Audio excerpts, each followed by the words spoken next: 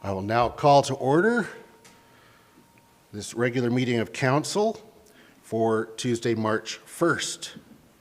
And first, we'll begin with a land acknowledgement. Ms. Rogers.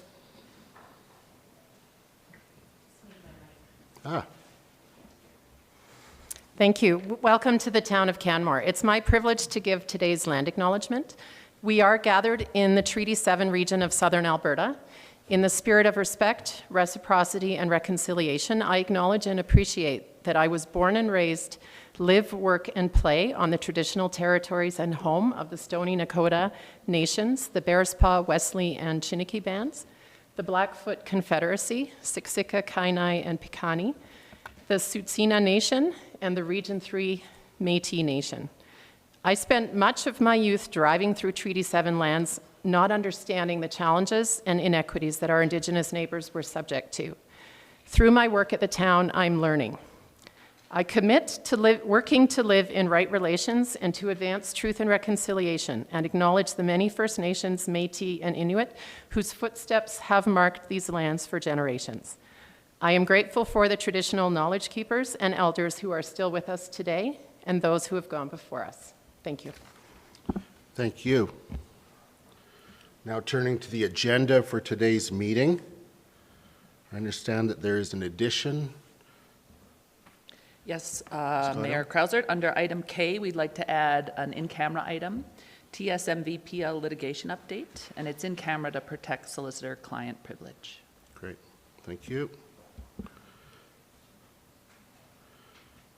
And we will handle that right after H4, before we go into recess, all right? Okay.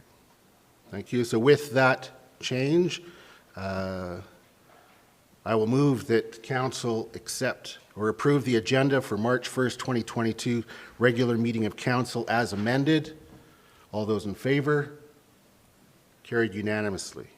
Thank you. All right, we'll move to item B, which is the public hearing, which you've all come to attend. I will have some initial words here and explanation for you as soon as my screen clears. There we go. So a few words to get us started. First of all, I call to order the public hearing for Bylaw 2021-07. The purpose of the bylaw is to consider an area redevelopment plan for the LGMS area. So welcome. When we are speaking to matters that are before council, we have to keep in mind relevancy. And so I will be making sure that when people are speaking, that they're speaking to planning considerations. We're not talking about who is making the application or things that are not relevant to the particular proposal before us. The public hearing is but one piece of information that council must take into account. And the public hearing includes those who are making presentations today as well as written submissions. But we also must consider the Municipal Government Act, our Municipal Development Plan, other laws and statutes, recommendations of administration, etc. So please keep in mind that the information that you provide us is part of a bigger picture that we must consider as well. The public hearing will proceed as follows. First, administration will provide a brief introduction of the matter under consideration. After the introduction is complete, I will invite members of the public to speak. There will be an opportunity for council to ask questions of clarification after each speaker presents. Once anyone present who wishes to speak has done so, the municipal clerk will provide the name of those who have provided written submissions. Now, just a word on those presenting. Some have registered in advance, and I have a list here. I'm going to be going through that list first.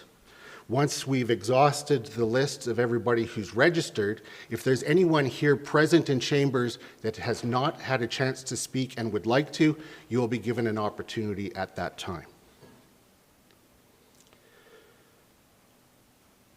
So after After the written submissions have been read in, the council will then have opportunity to ask questions of the applicant. And after questions for the applicant, administration will have opportunity to provide any closing comments based upon what has been heard. And before we adjourn the public hearing, council will have an opportunity to ask questions of administration. And so with that, let's move to the administrative presentation. Mr. Fish. Good morning, Mayor Crowser, members of council and the public. Thank you for the opportunity to be here. I'm I think as excited as anyone to be back in council chambers, so it's great to see everyone here today. My presentation will be very brief, as I think most people are familiar with it. And unfortunately, we are double booked with another planning matter right now, so I may leave at some point and will be replaced by planning manager Lauren Miller. So if you see me leaving, that is why, but rest assured that planning will be fully represented through the entire hearing, and we will be able to review the webcast afterwards if there are questions. So we're here for the Canadian Rockies Public School Lawrence Grassi Middle School Area Redevelopment Plan. Again, I'm just going to quickly cut through the acronyms so that we can save a bit of time. So CRPS, Canadian Rockies Public School, LGMS, the Lawrence Grassi Middle School, the site subject to the application, and this is an area redevelopment plan that is the subject of the bylaw, commonly known as an ARP. Yes, this is the CRPS LGMS ARP. Exactly. Said much more succinctly than I. Thank you. So quickly, the ARP process, this is outlined, and so there's been a lot of work to get to this date. The formal process started essentially a month ago with the presentation to council at first reading. So we are now here at the public hearing. Sorry, I did not update that slide. It was potentially March 1st, but of course we are here today. Second and third reading may be considered by council following this. And I will note that if this is approved, a land use bylaw amendment would follow, and that would be required in advance of any development permits on the site. So I believe everyone is quite familiar with the proposed plan, but the very brief summary is about 120 residential units in total. 20 of those units are proposed as vital homes. I touched on this at first reading and in the staff report, but very quickly, Canmore Community Housing raised a concern around the type of units that they would receive, and they have an interest in receiving the best possible units to align with their mandate. So it could be that a smaller number of larger units are provided instead of actually 20 units. So that is a detail that would be worked out later if the application for the area redevelopment plan were approved. So it could be less than 20 units is what I'm saying there. There are 20 units proposed for CRPS staff housing. This has been stated that it would be rental housing for CRPS staff. As well in the application, there is a school garden. It's the dark green area in the middle of the site. And there aren't details on that. It's not necessarily a community garden. In the past, it has been operated by the school, but details around how that would function would come at a later date. Final two pieces are there are pathway connections, significant new pathway connections proposed through the site. Anything happening now is largely informal other than the connection between the bus loop and the school site. So that is another piece to this. As you can see in the plan, the existing bus loop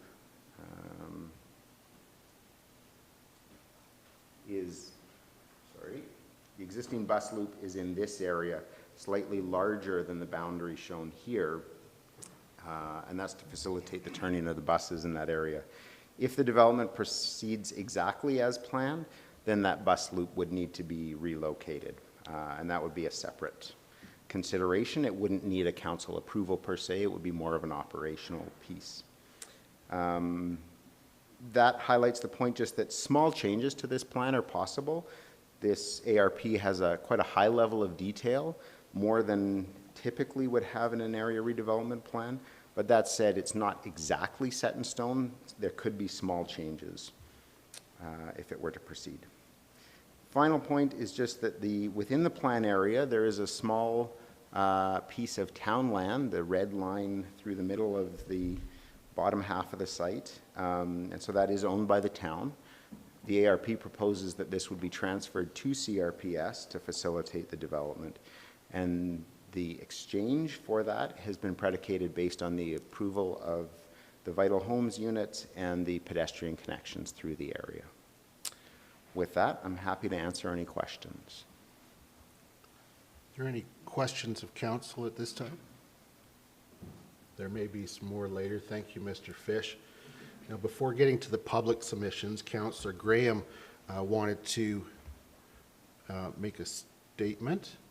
Please proceed. Thank you. Excuse me. Transparency is important to me, and therefore I'd like to disclose that I have identified that I have a perceived pecuniary interest for the reason being that I do live in South Canmore.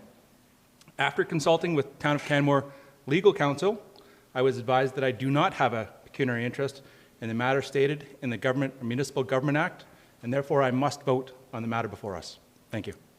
Thank you, Councillor Graham. All right. So now we get to the good part. We get to hear from you.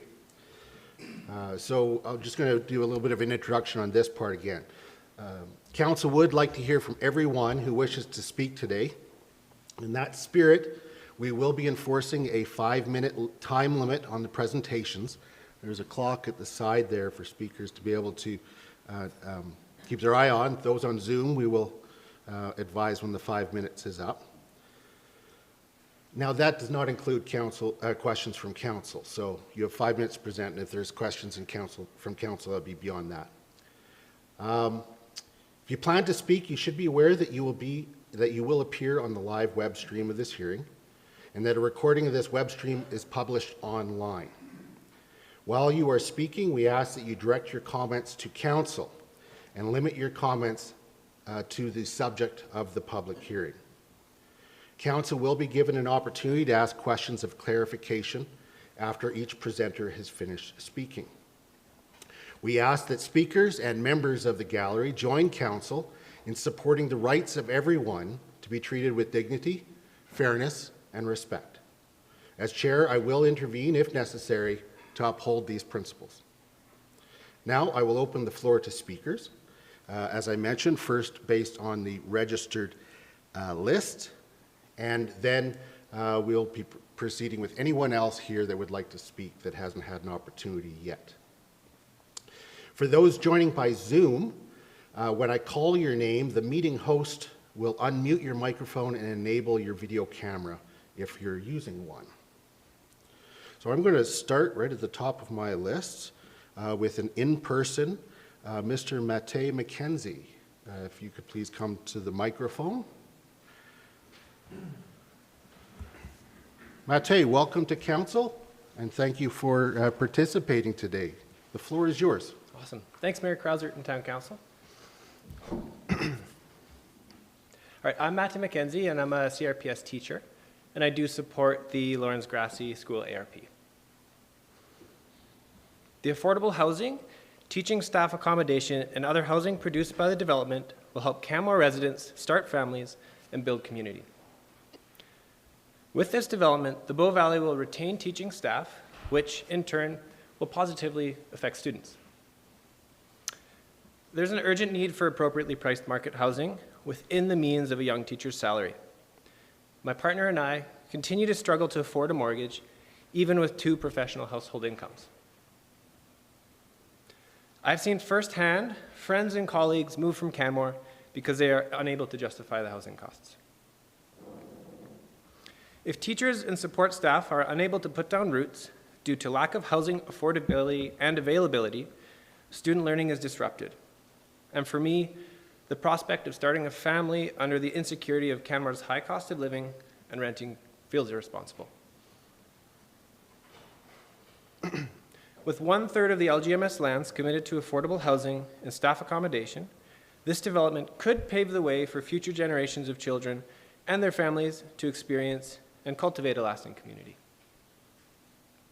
I support the Lawrence Grassi land redevelopment because I can see the potential it has to meet Canmore's housing needs and support teachers, families, and students through diverse, affordable housing. Thank you for your time and consideration. Thank you, Mr. McKenzie.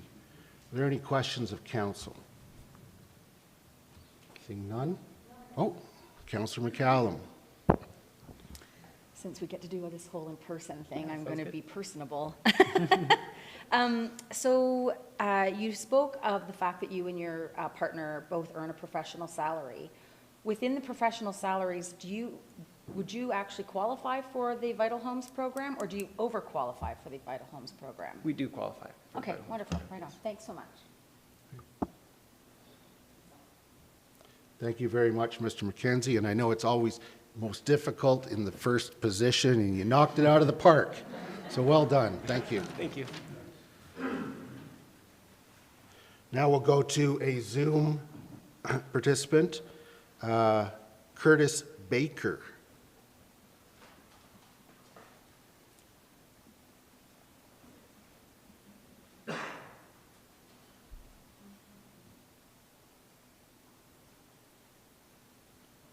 Hello? Can you hear me? Yes, Mr. Baker, welcome to council. Thank you. Good morning, Mr. Mayor and town councilors. Thanks for the opportunity to voice my concerns regarding the proposed LGMS. I live in an end unit townhome in the Elk Run Cafaro Fusion development overlooking the site to be developed. Needless to say, the proposed 8 buildings and 120 units to be constructed in a relatively small area immediately beside me will have a profound impact not only to my home, but to the look and feel of the neighborhood as a whole. I would like to make it clear that I am opposed to the plans for redevelopment as they stand right now. Since I only have 5 minutes, I'll present a high-level overview of my concerns. A detailed description of my concerns and my suggested potential revised plans for the site are included in my written submission to the municipal clerk that I understand will be posted on the town website later on today. The municipal development plan states that the town will manage the rate of change by ensuring that new developments in existing neighborhoods fit the scale, look, and feel of the neighborhood. With that in mind, I would like to highlight my following concerns and recommendations should the project move forward. Firstly, the height of three of the buildings in the proposed new development are to be 3.5 stories, which will exceed the maximum 2.5 stories of the existing neighborhood. These taller buildings will stand out in the neighborhood and further obstruct views for current homeowners.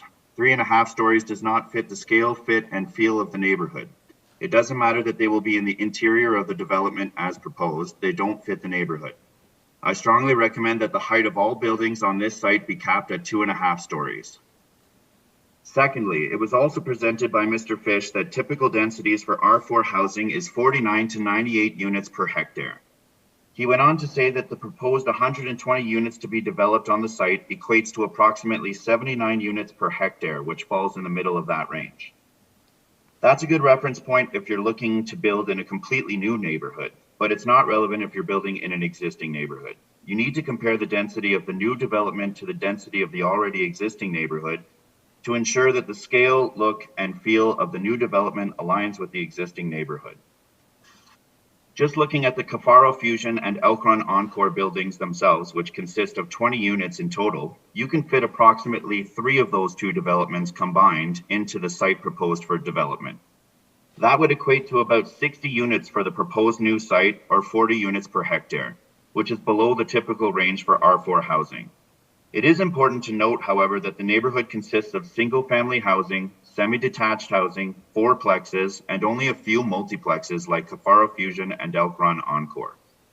The previous comparison to the Cafaro Fusion and Elk Run Encore multiplexes is a comparison made against the higher-end density of the neighborhood. When comparing the developments to the neighborhood as a whole, including single-family homes, semi-detached homes, and fourplexes, the density of the proposed project becomes more like 3 times that of the whole neighborhood. That would mean to align with the scale, look, and feel of the whole neighborhood, only 40 units in total should be built on this site. This equates to 26 units per hectare, which is well below the typical range of 49 to 98 units per hectare for R4 housing. That means that a range of somewhere between 40 to 60 units in total should be built on this site to align with the scale, look, and feel of the neighborhood, which is well below the proposed 120 units. Overflow parking on the street as well as traffic related to this area would be greatly impacted by an additional 120 units and would change the quiet feel of the neighborhood, a trademark of Canmore South. I understand that the school board would like to generate as much revenue as possible from this site, but this can't be done at the expense of existing homeowners. Trying to develop this area at a density of 2 to 3 times that of the existing neighborhood is unacceptable. Given that, I recommend that the number of buildings for this site be reduced from 8 down to 5 or 6, consisting of 8 to 10 units per building. In my written submission, I have provided 2 potential new site plans for each scenario. I also strongly suggest that the town perform its own independent study of the density of the existing neighborhood to confirm and validate the findings I've presented here today. Last of all, to minimize the impact to existing homeowners directly bordering the site, I recommend strongly that some green space be maintained between the existing Elk Run Encore and Cafaro Fusion townhomes and the new development.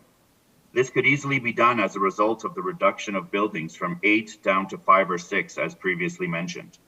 Keeping this green space would help preserve some of the views, tranquility, and space presently enjoyed by the residents of those 2 complexes. This green space could potentially be used for the relocation or expansion of the existing community garden or possibly the creation of a small park or playground. Thank you very much for your time today, folks. Thank you. Thank you, sir. And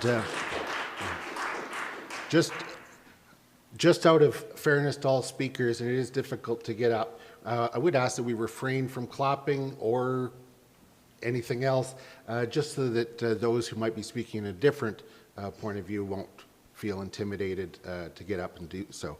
But Mr. Baker, you spoke very well and really appreciate all of the comments that you made. I'm just going to look to council to see if there are any questions. Seeing none, thank you very much, sir. I really appreciate your participation today. I'll now move to an in-person representative, Micheline Lambert, on behalf of Bow Valley Connection Center. This will be in person.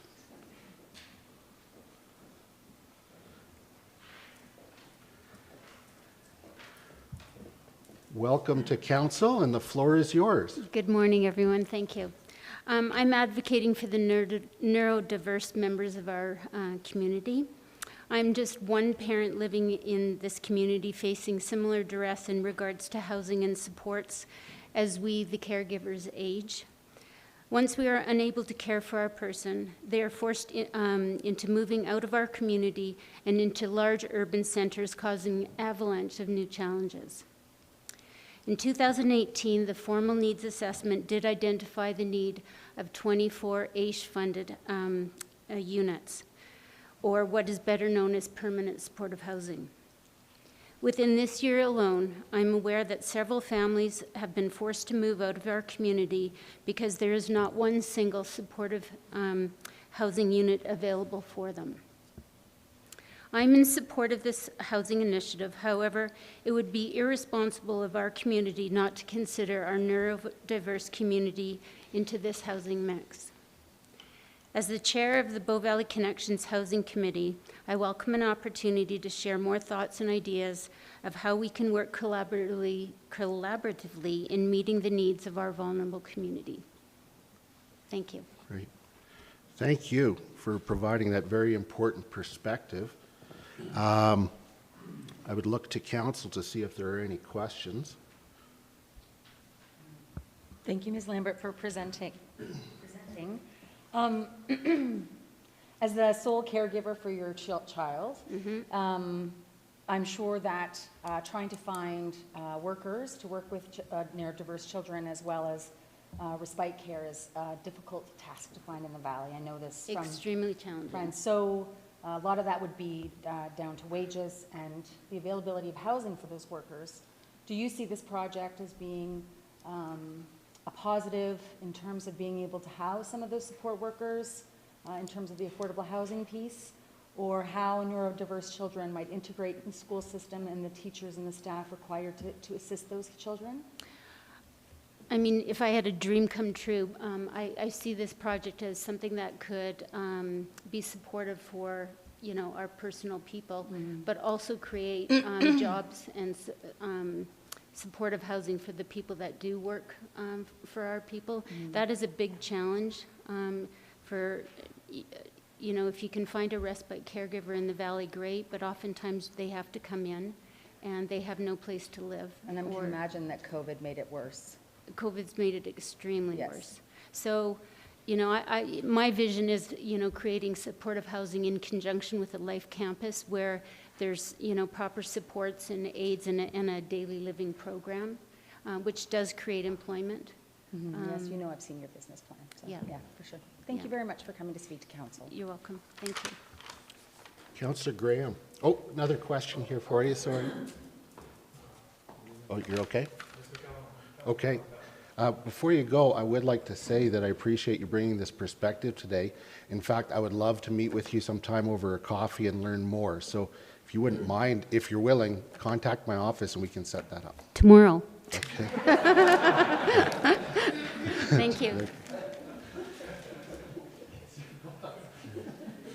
That would be a yes. We'll go next to Mr. Harvey Birnbaum, who's in person, I believe. I'm speaking on his behalf. I'm his brother. Oh, please come forward. Oh, and you're Dr. Stan Birnbaum? Yes, ma'am. Great, thank you. Welcome to council. Thank you so much. The floor is yours. Thank you. Let me just get the correct talk out here.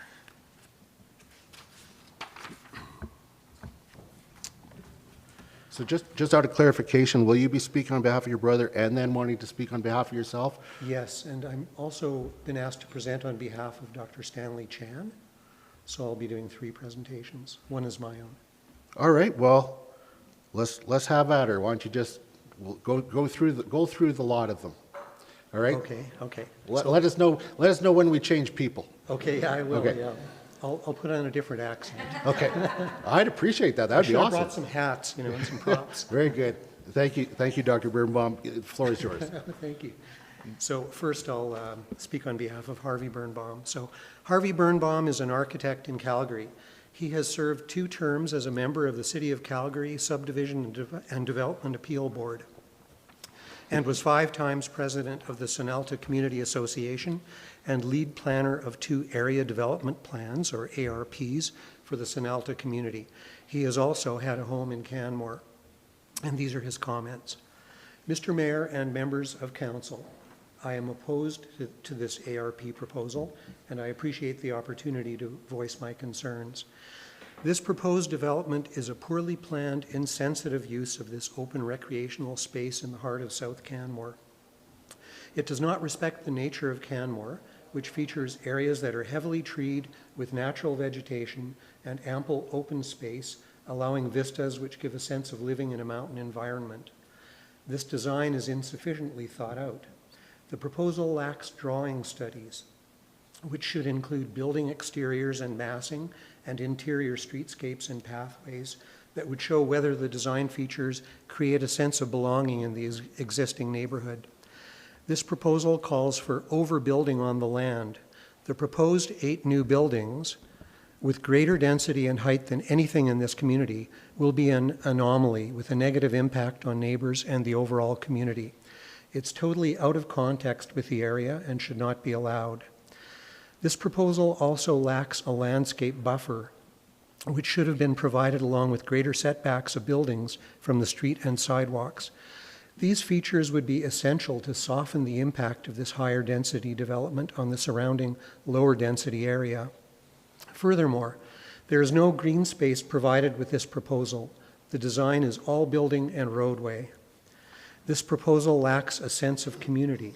The buildings appear to be anonymous and apartment style, like those you would find in any city. The town of Canmore deserves better. There should have been studies submitted to show architectural differentiation and the quality and character of each proposed buildings and of the entire development. This proposal badly lacks adequate parking. There's only 1 on-site parking space provided per unit, and as each unit of several bedrooms may house several adults, there could easily be over 150 more cars than parking spaces and nowhere to park except on the surrounding streets.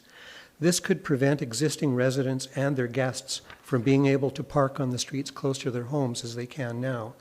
Therefore, parking restrictions would need to be considered as part of this proposal. Building number 8, an unfortunate add-on to the proposal. This building would sit in isolation at the north end of the development, apart from the other 7 buildings. This building would not share the main entry road or pathways on the site. On the north side of Building 8, a very large open car parking lot is proposed. It's inappropriately situated in what is now the school playground. This building also negatively impacts the northernmost townhomes of the existing Elk Run Encore development by blocking their views of the open school grounds and the mountains beyond. This proposal, importantly, makes no mention of sustainability. There should be integrated landscape design with plantings in keeping with the area and highly energy efficient and passive house design focused on energy conservation with net zero as the goal. These are all standards for good design in today's world of climate change, and this project is completely lacking in any of these elements. Incorporating such features would be both environmentally sound and of direct benefit for residents, as they would lower utility costs. One must ask, what is the justification for allowing this higher density project in the prime historical core of Canmore? It has absolutely no redeeming features. This project would require a change in zoning to go ahead, and it appears its prime goal is to simply squeeze as many units as possible onto the site while giving nothing back to the surrounding community. Any development proposed for this pivotal piece of land requires more thoughtfulness and should aim to create something wonderful for Canmore. This proposal, on the other hand, is short-sighted, lacks innovation, and is completely insensitive to the community and environment.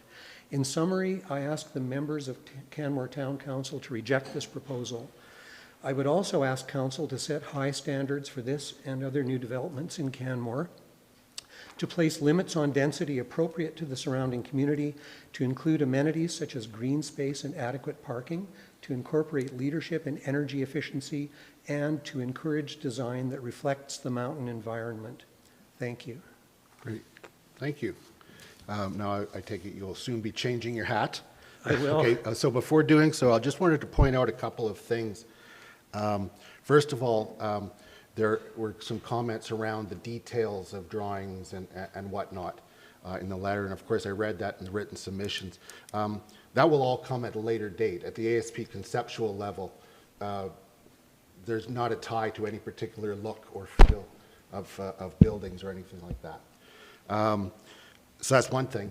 Another thing I just wanted to point out, and this is just a little fun fact, this was something that was calculated by a former employee of Canmore in the planning department, but upon build-out, the amount of green space that will still be in Canmore upon build-out is 68%, which is amazing. So something to keep in mind with, I recognize that when there's things happening right in one's neighborhood and close by, or if the Shops of Canmore knocks some trees down or something like that, people get upset, and yeah, it's changed. But keep in mind that 68% is actually a factual number. So thank you, Dr. Birnbaum. On behalf of Mr. Birnbaum, are there any questions from council? Seeing none, then I will ask you. Oh, hold on. Councillor Graham? Mayor Crosser, where would one find that study that states 68% of Canmore is green It was a space? calculation that Mr. Buxton had done. It's in a community monitoring report. Yeah. I can't remember what year, but Yeah. it was in the last few years, I would say. Can be found Maybe online? maybe a little bit longer than that, but yeah. It was calculating upon build-out, yep. Thank you. And thank you, Councillor McCallum, for that. So would you like to do Tanya? Councillor Faubert? Just a question of clarification for administration. Would the community garden be considered green space in this plan? Like the garden? It was in the presentation as part of it, but is that in the overall site plan considered green space? So just for our home viewing audience, Mr. Fish responded that that would be yes. So Now, Dr. Birnbaum, are you going to present on behalf of yourself or Sure. Mr. Chan at this Sure, point? I'll do a little interlude of my own, There you go. and then I'll go on to something, a little different. Very good. Thank you, sir.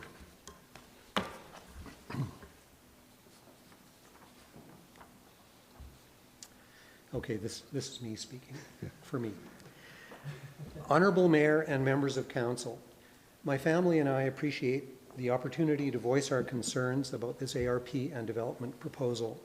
I'd like to state clearly that we are strongly opposed to the ARP and to the current CRPS development proposal. We feel that there are two very important questions that need to be answered when evaluating this ARP proposal. Firstly, does this proposal meet the criteria of the Canmore Municipal Development Plan? The answer to this question is clearly no. Section 6 of the Municipal Development Plan, which deals with neighborhood residential development, states that the town will work to ensure that new development in an existing neighborhood fits with the look and feel of the neighborhood. It also says, and I quote, "Development should be sensitive to the density, scale, and character of the neighborhood, including height, massing, and design." Unquote. This development proposal fulfills none of those criteria. It is not at all sensitive in terms of density, being far more dense than the surrounding area, or scale, with its buildings, with much greater height, 3.5-story buildings, as well as the far greater density, or character, with its buildings crowded together with virtually no open or green space. It also does not have the look or feel of the neighborhood. This proposal is far too dense and high and massive for this neighborhood. This section of the municipal plan also states, and I quote, "There should be provision of quality public gathering spaces, open spaces, and other amenities." This development proposal also completely fails to meet these criteria. There is no provision of quality public gathering space or open space in this proposal at all. The second question to be answered in evaluating this ARP proposal is, does this proposal fit well with the existing surrounding residential area? And the answer to this question is also clearly no. This proposal does not in any way reflect the nature and character of South Canmore. This residential area features trees and natural groupings, along with green space and generous setbacks from the street. Developments tend to be personalized and of smaller scale and medium height. This proposal is the direct opposite of all that, aiming to jam as many large buildings onto the site as possible. We understand that affordable housing is an important priority for Canmore. However, the relatively few units of affordable housing that are being offered in this package seem to be largely an attempt to divert attention from the huge number of units being proposed overall. If this land is to be developed at all, perhaps construction of a much smaller number of units, consisting entirely of affordable housing, should be considered, rather than the unrestrained overdevelopment being proposed.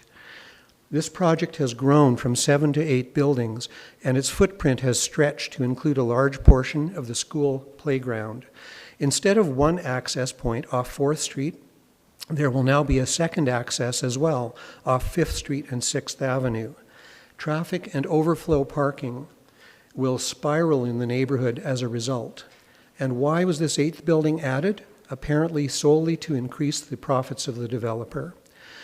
But the question must still be asked, should this land be developed at all? This area has long been zoned for public use, and as such has been a great resource for the town of Canmore. We feel it would be a huge mistake for Canmore to give up this invaluable public use area in favor of development and commercialization. The town should not forego this irreplaceable public resource, especially not for the misguided purpose of making up for government funding shortfalls for the school. Also, it would be very short-sighted to give up the opportunity for future expansion of the school and its recreational facilities, or those for the community, when they are needed. Once this site is commercially developed, all those opportunities are gone. In conclusion, there are many significant problems and deficiencies in this proposal. If this ARP were to be accepted as proposed, it would set a precedent for new development in this area that would jeopardize the very qualities that make South Canmore special. We respectfully ask the Mayor and members of Canmore Town Council to reject this proposed ARP and its associated development proposal. Thank you for your consideration. Thank you, Dr. Birnbaum. I must ask, is Harvey your brother? Yes, he is. I could tell remarkable, similar sounding voices. Yeah, definitely a family resemblance. Yeah. Yeah. I mean, if not for the hat, you would have known that for sure. Thank you for that. I appreciate all those comments. Looking to council to see if there are any questions. Councillor McCallum. Just a point of clarification with regards to your comment about precedent. I don't know if you realize this, but in land use, each application is judged on its merit individually, no matter who is the applicant. So there's actually no such thing as precedent in land use. So interesting piece that I've been repeating over and over and over for 11 years. But it's, and I know, I think it's because people assume legally that there's a precedent and they're used to that legal idea of it. But there's actually, within land use, there's no precedent. Each application, just because your neighbor did it, doesn't mean that you get to do it. So may I ask a question Sure. related to that? Yeah. So my thought would be that if this proposal were to go through as planned, with the high density and extra building height, would that not make it easier for someone else to try to do the same thing? Not necessarily. I think why people are looking for more density in Canmore is because the cost of land has just been exponentially increased. And so for us to be able to get what one needs or to be able to bring affordability down, it's about adjacency to infrastructure as well as value of land. Councillor Faubert. Thank you, Your Worship. In your presentation and your written submissions, you quote the municipal development plan. Yes. When I read my municipal development plan, it's slightly different than what you've included. And I just want to gauge whether or not your interpretation you feel is as the same as what is in the plan that I'm reading. And it states under 6.1.11, the following will be considered. Development is sensitive to the density scale and character of the neighborhood, including height, massing, and design.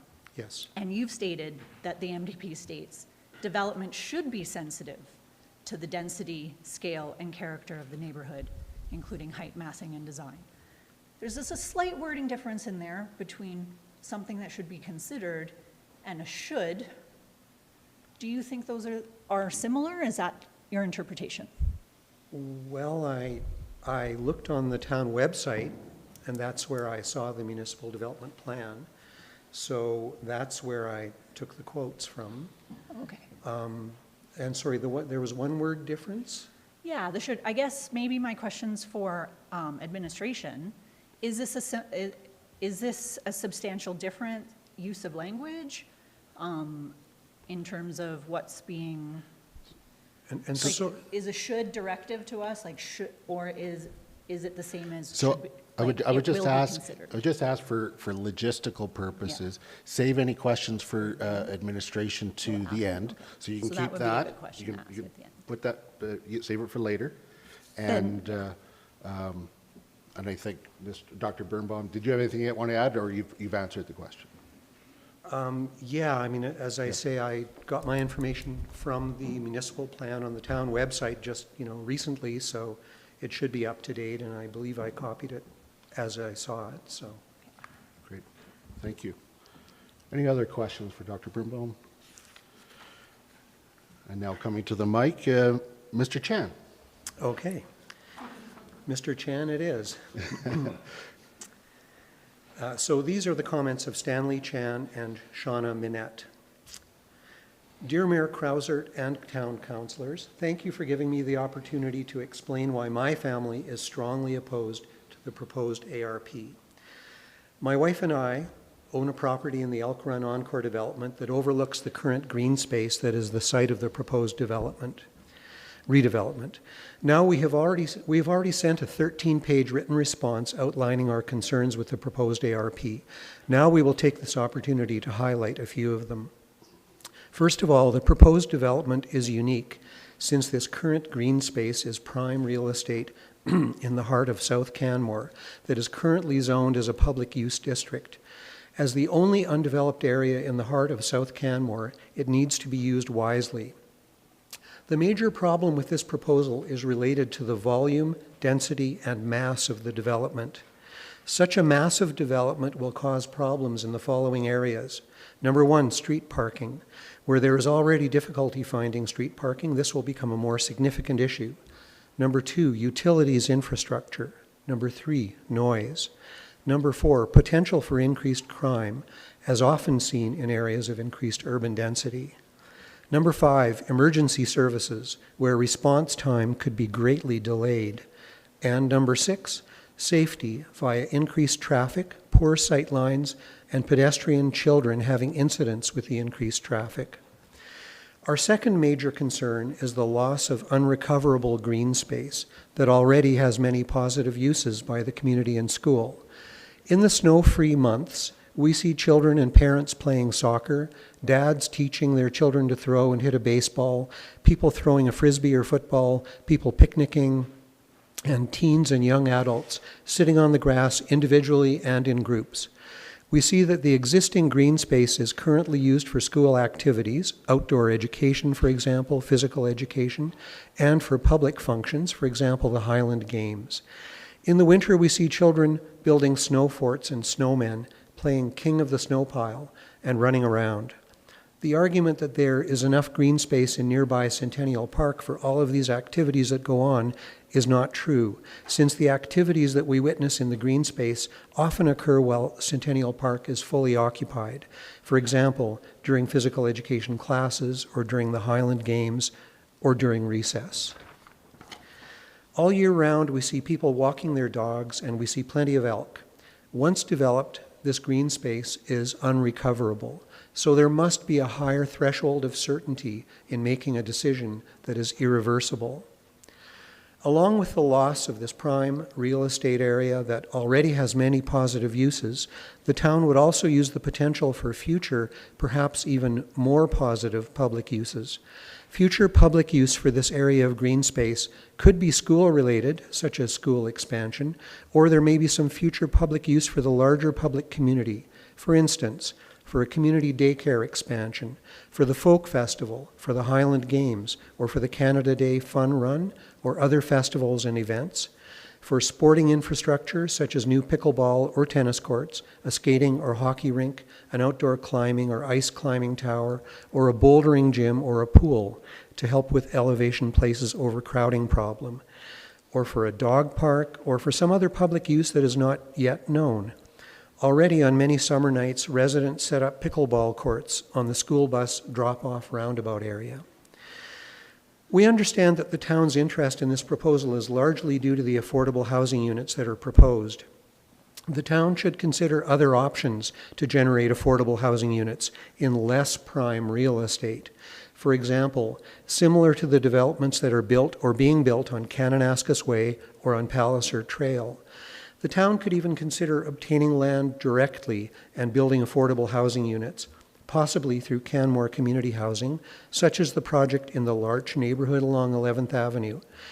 In this way, the town does not lose prime real estate that has many existing positive uses and is uniquely situated to have many more positive uses in the future, and the town can achieve a rate of 100% of the constructed housing units being affordable units, as opposed to only a small minority of them as offered here.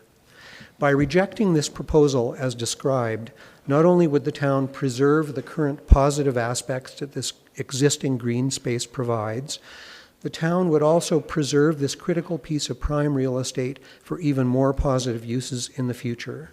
Finally, the town would avoid the major negative consequences that this proposed development would surely create for the surrounding community. Thank you for your attention. Stanley Chan and Shauna Minette. Thank you very much, sir, and for presenting that on behalf of the others. Just a couple of points I wanted to note. Just on the process, Mr. Chan indicated the town's interest in this project. The town has not expressed any interest yet because we're deciding that now.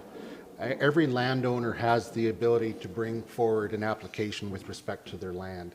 And because they do so does not mean that there's town interest or not interest.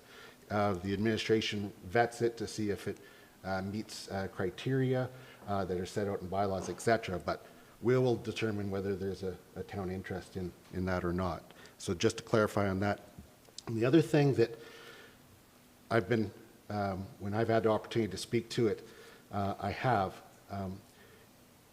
Elk in the middle of our town is not a good idea. It's necessary in certain places, and we hopefully protect those. But when we're actually trying to keep elk from mixing with people in the middle of the town, because it makes bad things happen for the elk and bad things happen for people. So I just wanted to note that. Councillor McCallum. Thank you. And I just wanted to comment on Mr. Chan's, I noticed in his presentation there's a continued use of the word green space. Although the space has green grass on it, a school sat on there for a very long time in the before times. So it's actually less of a green space, not quite a brownfield, somewhere in between. But Old Canmore would remember that there was development on that land not long ago. A lot of my friends actually went to school. Didn't you go to school there, Tanya? Tanya went to school there. So it's actually just been empty space. And I want to make sure that it's understood that nobody's talking about taking down Centennial Park and putting housing in Centennial Park. This is the land adjacent to it. And so I just wanted to make that clear. That's all. But thank you for your presentation on behalf of your By the way, neighbor. sorry, may I add one thing? Sure. You may have a printout. Stanley Chan included a table. I read everything that he Okay. sent, yeah, because it was So- sent a few times, yeah. Okay, great. So yeah, and in that he broke down what he saw as the pros and cons of this proposal as it relates to the various affected people, groups. Gotcha, So, yep. And I don't know, do you remember those properties that you live in now is it called Cafaro Court? Do you remember what those properties looked like before those houses were built? No. They were the cutest little one-story homes. Yeah. And we had great parties in those yards. And a lot of the things that you're saying today is what other people said when those homes were built, sir. Yeah. The homes that you live in right now. That's all. Thank you. The taking down of that school was a very interesting process to watch. Yeah, it was. It was. They did an incredible job of recycling a lot of materials. Yeah. Councillor Hillstead. Thank you. Yeah, No, no, you're it's good? all good. You're all good? Basically just Great. Talking about how the school used to be there. I remember getting on the bus, walking to the parking lot with the school there. before it switched and they took out the baseball diamonds to put the new school in, so. That's right. We will now, and by the way, thank you, Dr. Birnbaum, for all of that. Get that man a glass of water for all of that. Now we'll turn to Lisa Downing, I think in person. Ms. Downing? Oh, there she is.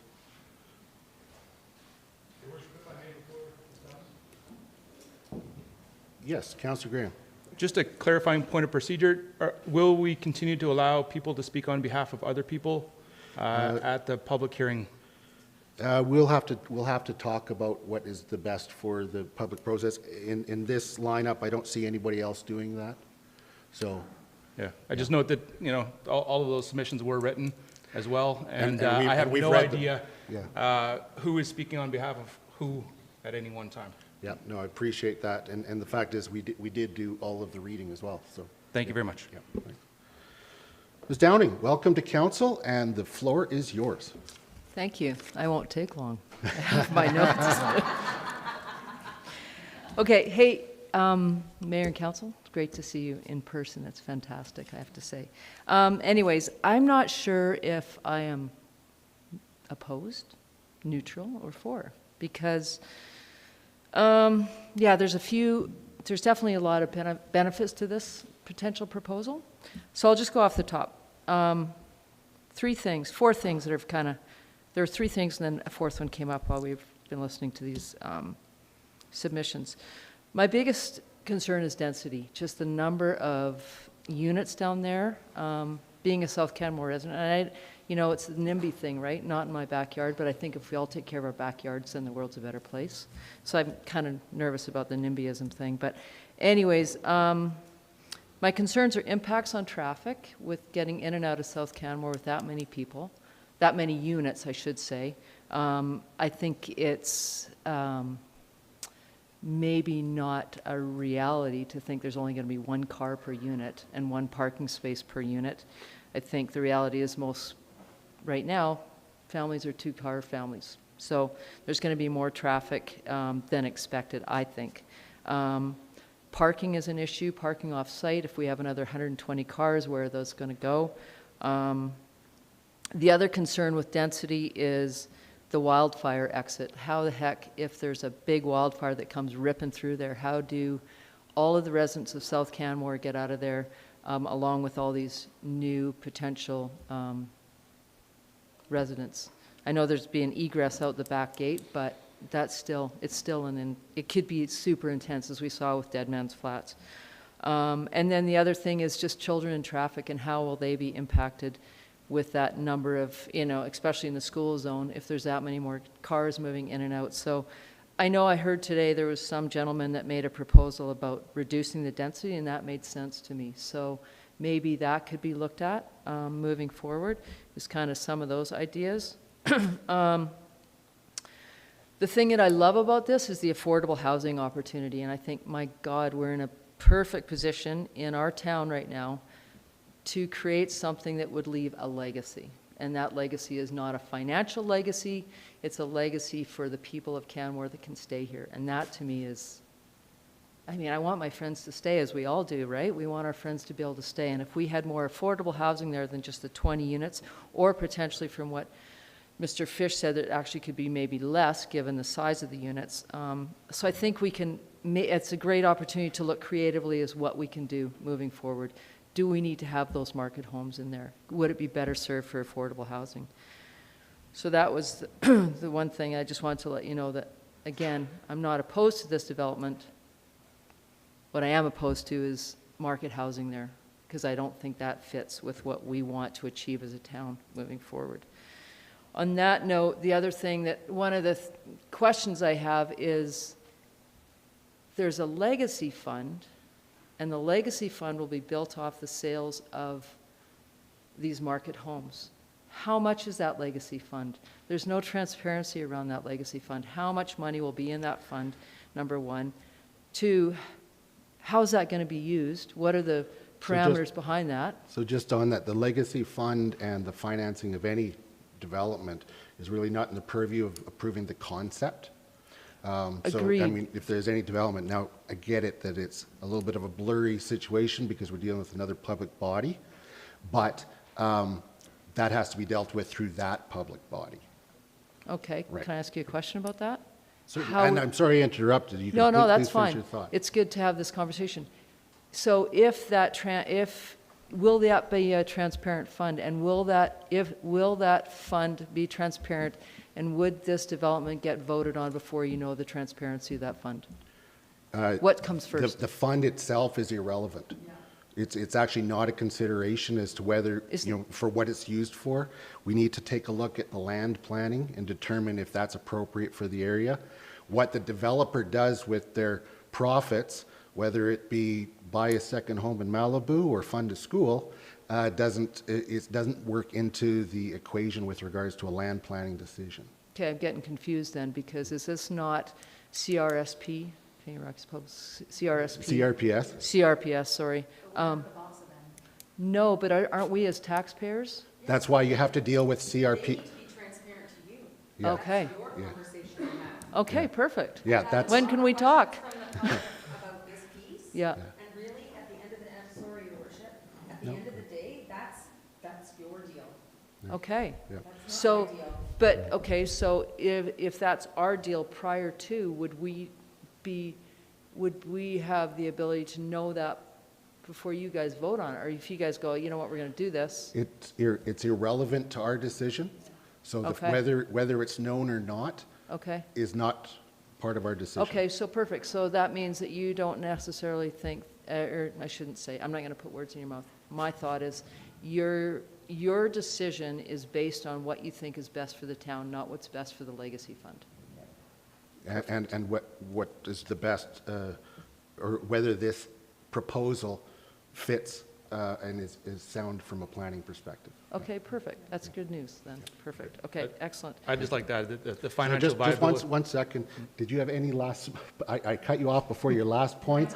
And did you have anything else you wanted to say before I had another question? I do. I have one more thing. Then please go ahead, and then I'll go to Councillor Graham. Yeah, just after listening to, I can't remember the woman's name about, different types of housing here, and bringing that into the mix and looking at that. And I know you've got some information from Bow Valley Engage about what a great opportunity to look at this from a different lens and do a different development on this land, all affordable housing. I think that would be fantastic. So I think, is it possible to put a pause on this and get around a table with a bunch of different players and go, okay, how could we make this work so it's perfect for the town? Yeah. So I'll speak to that since you asked the question. What you're talking about is an ownership issue. It's not a land use issue. So there's actually, that discussion can go on if all parties are willing at any time, but it is actually not pertinent to the approval of this particular concept or not. That doesn't have to happen. If CRPS wants to sit down with CCH and the town and talk about some things, now I know what you're referred to because we received a lot of the very similar letters that were stating a creative solution. That creative solution is actually going to, in a very conservative estimate that I've done, is going to cost probably $100,000 of sunken cost per unit. So that's a $12 million cost to the taxpayer that won't be recouped, because you have to think that the price of the land based on the owner's needs is going to be greater than the average price of land, and it's not just a swap. So it's not about council being able to be creative. It's about the parties getting together to talk about what they're willing to do and what is actually able to be done. So, I can go into greater detail with that, but it's probably not the right time other than to say that that discussion can happen between the parties, and it doesn't have to be done before this is heard. Understood. However, does that conversation take place before second reading? If it goes to second reading? We've been presented with an application, and we will proceed to examine that proposal. It's actually not the town's call to talk to any town owner and say, hey, you want to make a deal with this other entity over here. It's certainly something that if those parties wanted to talk about, it could happen at any time, and it actually could happen after this is approved or not. But it's not this decision is not contingent upon that, or doesn't take away that option. Yeah, okay. Then in kind of conclusion then, the density is the biggest part for me. Okay. Just the massive amount of density Great. down there, so, wrapping it all up. Yeah, there we have it. Great. Thank you. Councillor Graham, do you have a question? I'm fine, thank you, Mayor. Great. Thank you. Councillor McCallum. Thank you. And the other thing I wanted to add to that is that the school board has been talking about this project, and these ideas, creative ideas, could have come forward at any point in the last 5 years. I understand. And I understand this has been talked about. And the fact that it shows up 2 weeks before is really disappointing. People are busy. As we all are, right? I'm just saying, it's Yeah. yeah. I- And it can still happen, as the mayor has pointed out. Yeah. No matter what happens, whether it goes to third reading or not, those conversations can still happen, no matter. Yeah. I guess it's been out of kind of support of what I think you're getting at, as I think that a lot of people have had a lot on their plate lately. I know that firsthand. Yeah, and so we're all doing our best. Yeah.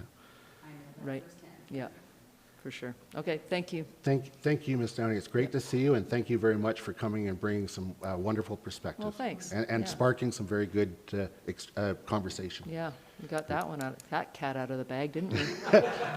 Great, thanks very much. I'll now move to a Zoom call. Mr. Ken Brass.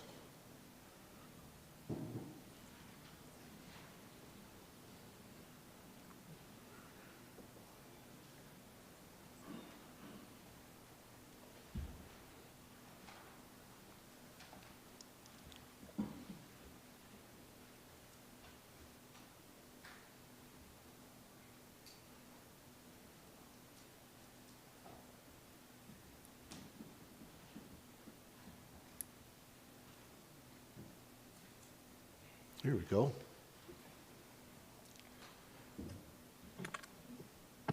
There we go. Hello, Mr. Brass, can you hear me? Yes, I can, Mayor Krause. Excellent. Well, thank you very much for putting your name forward to talk to us today. The floor is yours. Yeah, well, thank you very much, Mayor Krause and councillors. To say, my name is Ken Brass. I own a property adjacent to the proposed redevelopment. I wanted to say thank you for allowing me the opportunity to present my thoughts. I will be speaking in opposition to the proposed redevelopment. Really, my focus is there's some lack of and inconsistencies between the development and the municipal development plan. And I too went on the website and would like to quote some of the sections, and I'll try and make sure I'm very accurate in my quotation. So in section 6 of the municipal development plan, the overview and opening remarks on that section say the town will work to manage the rate of change by ensuring development in existing neighborhoods fits with the scale, look, and feel of the neighborhood. And section 6.1.11, it specifically in clause A, since development is sensitive to the density, scale, and character of the neighborhood, including height, massing, and design. And in clause D in the same 6.1.11 says provision of quality public gathering, open spaces, or other amenities. So I think, like we've heard some comments already, a lot of this really focuses around density. I think, as we all know, South Canmore right now has zoning of R1, R2, and R4 surrounding the particular proposed redevelopment site. Majority of the properties in this area are single-family homes. There's some duplexes or semi-detached homes. There are many fourplexes, and there are several small-scale apartments or townhomes. And what's proposed really far exceeds the type of properties that we have in the particular community. So to me, there was some inconsistencies in relationship to maintaining the look and feel of the particular neighborhood. And from a much higher density, there are many things that flow from that. There's obvious, maybe not obvious, but there are potential for parking issues. And we've heard some of the commentary on that. And I know most of the, or not most, but a lot of people in Canmore use parking, especially if there's a garage. They use it for the use of sporting equipment or household items. So that forces people to certainly, use the streets. I know in our household, if we have several family members that are down and spending time there, we can have, we have a designated parking stall, but we're also parking on the street as well too, as I'm sure that would be quite similar to what may occur in this new proposed redevelopment. And when there are cars, there's traffic flow, there's congestion.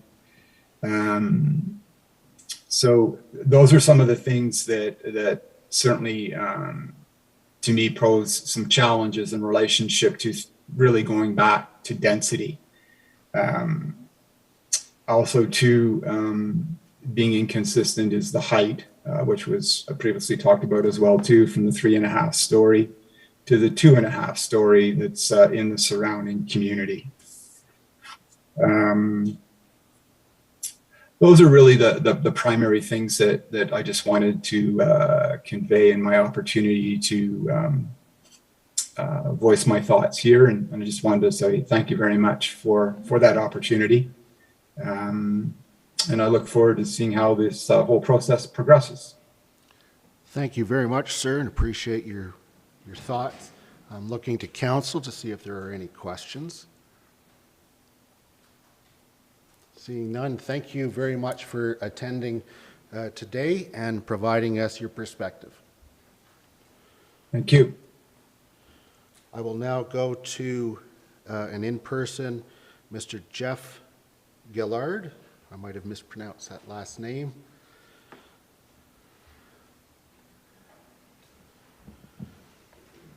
Sir, welcome to council. The floor is yours. I forgot my glasses. Yeah. I know that exact feeling.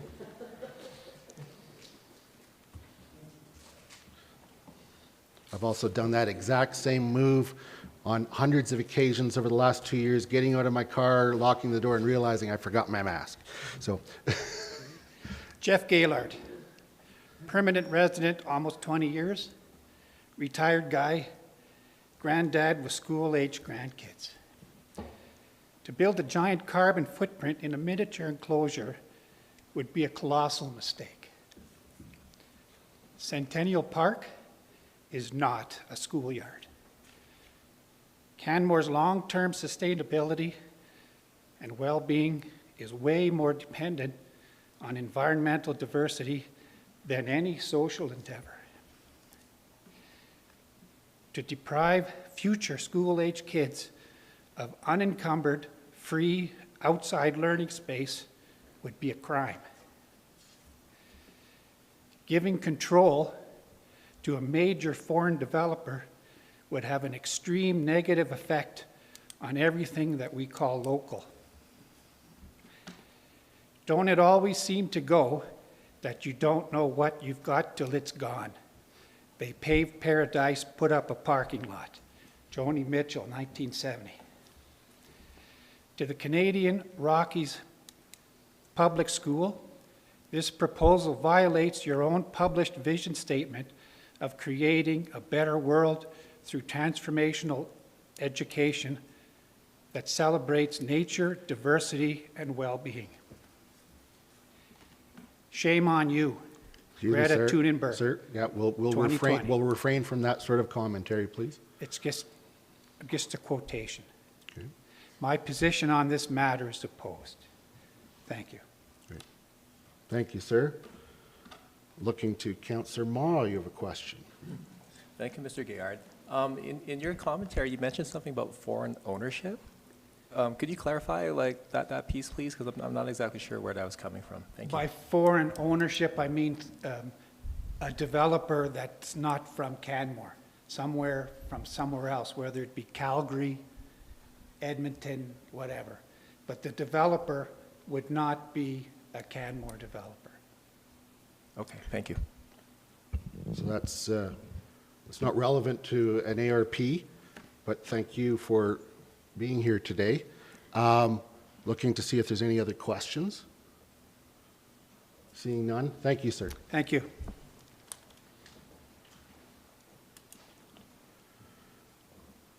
I'll now turn to another in-person person, Tracy Henderson, please.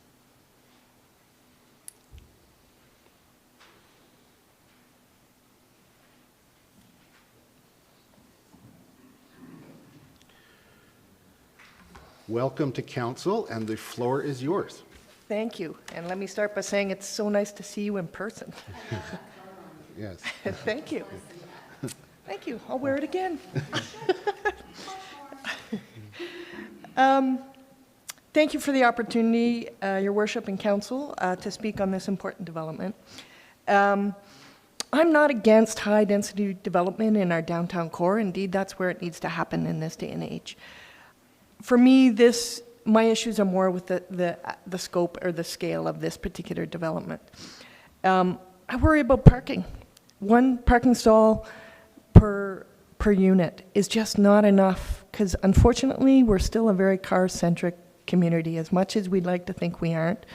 People may ride their bike to the grocery store and downtown when they live this close, but they still want their cars to get to the trailheads, to get to the ski areas, to get to the Nordic Center, to go down to Calgary to get the deals at Costco, whatever it be. I don't think it's realistic that there'll just be one car per unit. In fact, by the time you add a second car, roommates' cars, visitors and guest cars, I fear there's going to be a huge spill out or a not insignificant spill out of parking onto adjoining streets that are already arguably kind of strapped for parking, and I just don't think that's fair to the adjacent property owners. I also worry about pedestrian and cyclist safety. I live on 4th Street, but way down at the other end, so I'm not affected directly. But boy, oh boy, every morning and afternoon I see the kids on their bikes heading as a pack down the street. I see the parents on their bikes taking their kids to the daycare. It's wonderful.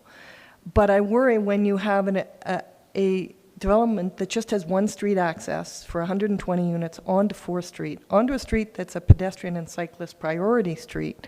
I just worry how that plays out on safety for the pedestrians and cyclists on that road, particularly at peak time. So I would love to see looking at having 2 street accesses, whether that be off another second one off 6th or 7th Ave, but how that could play out as far as a public safety piece of this. I know that means the number of units would be less, and I think that's a common theme in many presentations, but I think that's a price well worth paying to ensure public safety. And finally, given the landowners in this case are a publicly supported entity, I'm disappointed that there's only 20 vital homes, and I know we just had a discussion about that. But surely there's some way in the future, as this proceeds down the development or the approval process, that the town and CRPS and CCHS and whoever else needs to be at that table can really sit down and look at creative ways to ensure we have more vital homes in this, or proportion of vital homes in this development. I mean, a legacy fund is great, but arguably vital homes at this point is an investment now in ensuring we maintain residences for low-income families and prevent declining school enrollment. So I really hope that can be discussions moving forward. So really, in summary, it's just the scope of this. It's the total number of units. It's the access, only one street access, and the particular street it accesses onto, the dynamics on that street. And I sure think it's an opportunity to help us address affordability in a pretty substantial way. Thank you. Great, thank you.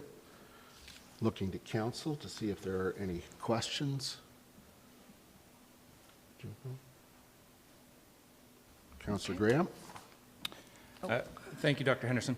I would really hope that the members of this community, if this is approved, do get together and look at solutions that do address all of the issues that you're looking for.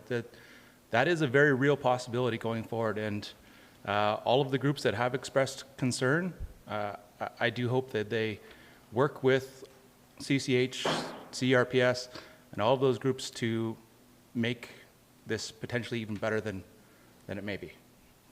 So thank you for your comments. Okay.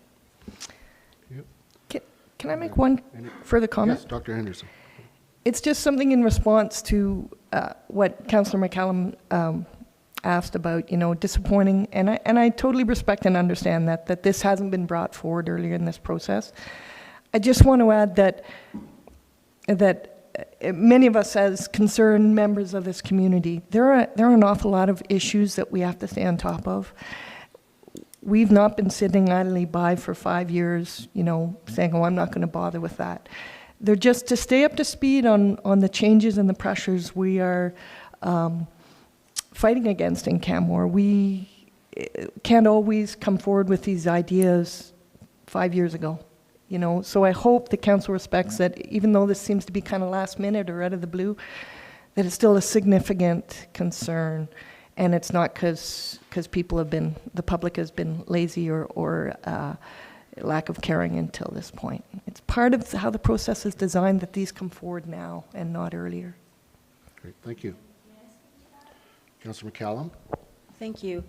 And I respect that, and I also respect that we've been in the middle of a pandemic and people have lost families and businesses, and council's been up here still plugging away, and the amount of interesting comments that sit in our inbox over the last 2 years is overwhelming.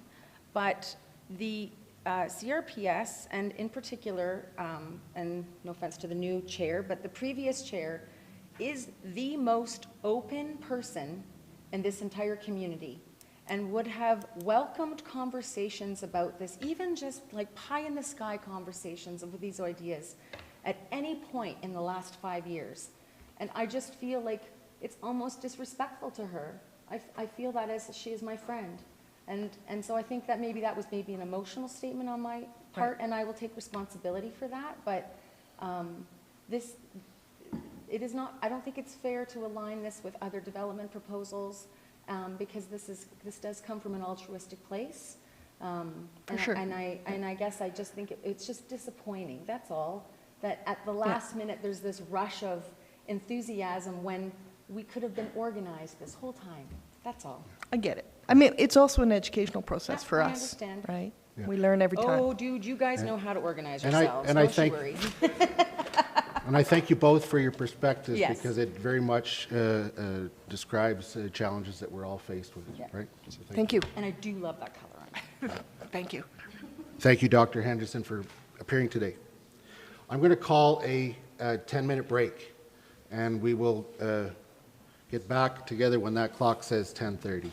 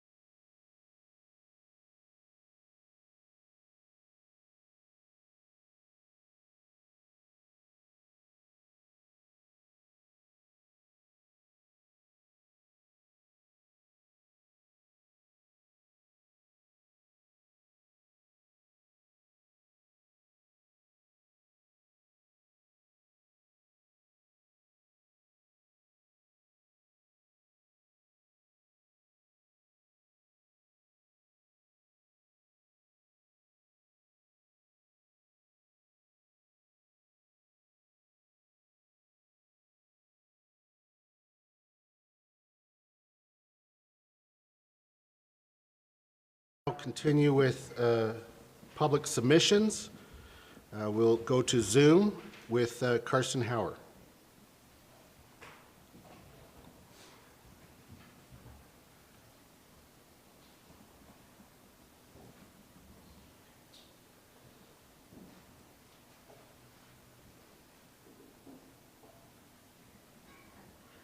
Hello, everybody. It's good to see you. We can hear you, and the floor is yours. Great. First of all, thanks so much for the opportunity to speak publicly, and to you, Council. I'm sorry I couldn't be there in person today. I'm going to keep it fairly short. I think that I just wanted to express that there's an incredible opportunity given the location of the property, its walkability to downtown, its proximity to daycare, to schools, its opportunity to present a vital feel to our downtown core rather than more absentee ownership, for us to do more than what's been proposed in the 20 units of affordable housing, but to actually work with CRPS to do some sort of a land exchange or other sort of swap of value that they're hoping to extract for their legacy fund, and for the town to seize this opportunity to enable a vision for a complete affordable housing village in our downtown core, and in one fell swoop bring up our affordable housing ownership opportunities by 70% and leave a long lasting legacy with our with this new town council. Thank you very much. Really appreciate you tuning in and zooming us your comments. I'm just looking to see if there's any questions. And seeing none, thank you very much. I really appreciate your input. Great, and I'll just add, to Joanna's comment about it coming so late in the process. I know that CRPS, they received a lot of comments, or quite a few comments at earlier stages about providing more affordable housing, and in this context. And so now we have a proposal before us, which is their actual proposal that they've worked out. And so it's an iterative process, and by no means is this an attack on any one person or a process. It's meant to be a visionary idea for what we hope can be a visionary council to achieve a visionary solution to our affordable housing crisis. And I have spoken personally with Chris McPhee, the superintendent of CRPS, over the last couple of weeks with their project managers. He put me in touch with them, M3 Developments, and I've also reached out to the head of the CCHC. All those people actually think it's a pretty good idea. It becomes a matter of working out the solution. Now, I would recommend as an option for town council today to consider having administration go away before second or third reading and actually put together a bit of a list, for instance, of the available town assets of land that's not as appropriate for affordable housing, that's more far-flung to the downtown core, and what the approximate values of those, and start thinking about how to do some exchanges. For instance, the property that CCHC currently holds out in Stewart Creek that's not slated for any particular outcome at this time, that could be part of some sort of long-term solution. To Councillor Graham's comments, I think for sure there's a number of groups that could work together and collaboratively with the town, with CCHC, with CRPS, but ultimately I think some of the value for the endowment education fund that CRPS is looking for, the town would have to come to the table with some assets. Yeah, well, thanks for that. With respect to those additional comments, I have had, based on your letters, I have had follow-ups also with several of the individuals you mentioned, and I don't think they're quite at the same point as your interpretation of those meetings. There is a list of town assets, and it's been around for quite a while, and they have been looked at multiple times over the last week due to multiple requests in this regard. So, but I'm pleased that you have reached out to have those discussions, and that, as I mentioned earlier with Ms. Downing's presentation, that those discussions can continue should the parties be willing, regardless of whatever comes of this application. I should note that certainly the timing of submissions are what they are, and we review them all, and we take in the relevant portions of every one of them whenever they're received. And so certainly they were received well within time, and we will consider them accordingly. So thank you very much. I don't see any questions from council, and I see you're traveling somewhere, so safe travels. Great. Mayor Krauser, Town Council, thanks for your time today. Great. Take care. Our next speaker will be Scott Jevons on Zoom.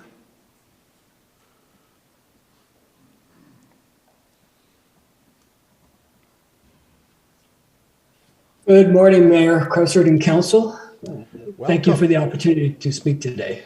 Welcome. Thank you very much for putting your name forward and wanting to share your perspective. The floor is yours. Thank you. I live in South Canmore, and I'm a permanent resident. And I'm not opposed to the development of the site per se. However, there are elements of the current proposal that are not compatible with the density, scale, and character of the surrounding neighborhood. So I am opposed of the proposal in its current state. And three main concerns here. One is housing density, then the building height, and parking concerns.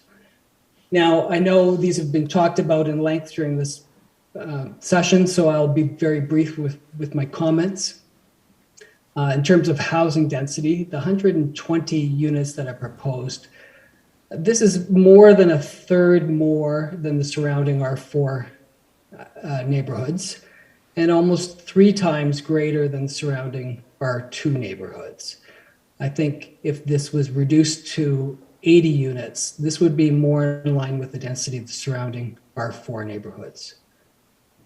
In terms of heights, the proposal talks about 2.5 and 3.5 stories. In reality, these are 3- and 4-story buildings. And I don't see any reason why we would allow 4 stories in a neighborhood that is restricted to 3 stories. In terms of parking, higher density is just going to mean more parking concerns. I live on an adjacent street, and sadly, most homes on my street have 2 or 3 vehicles. And that includes second homeowners that come with 2 or 3 vehicles quite often. Even though we have a lot of on-street parking on my street, we are beyond parking capacity. And higher density just means more cars are going to be looking for parking on the adjacent streets that are already full. It really could become parking madness downtown. A reduction in density would serve to reduce future parking issues. So Mayor and Council ask that you consider these 3 issues, and I would be in favor of the proposed development if it was reduced to 80 units and the height was limited to 3 stories. Thank you. Great. Thank you, sir. Just looking to council to see if there's any questions. Seeing none, thank you very much for sharing your perspective today. It's very much appreciated. Thank you. Our next speaker will be on Zoom as well, Barry King.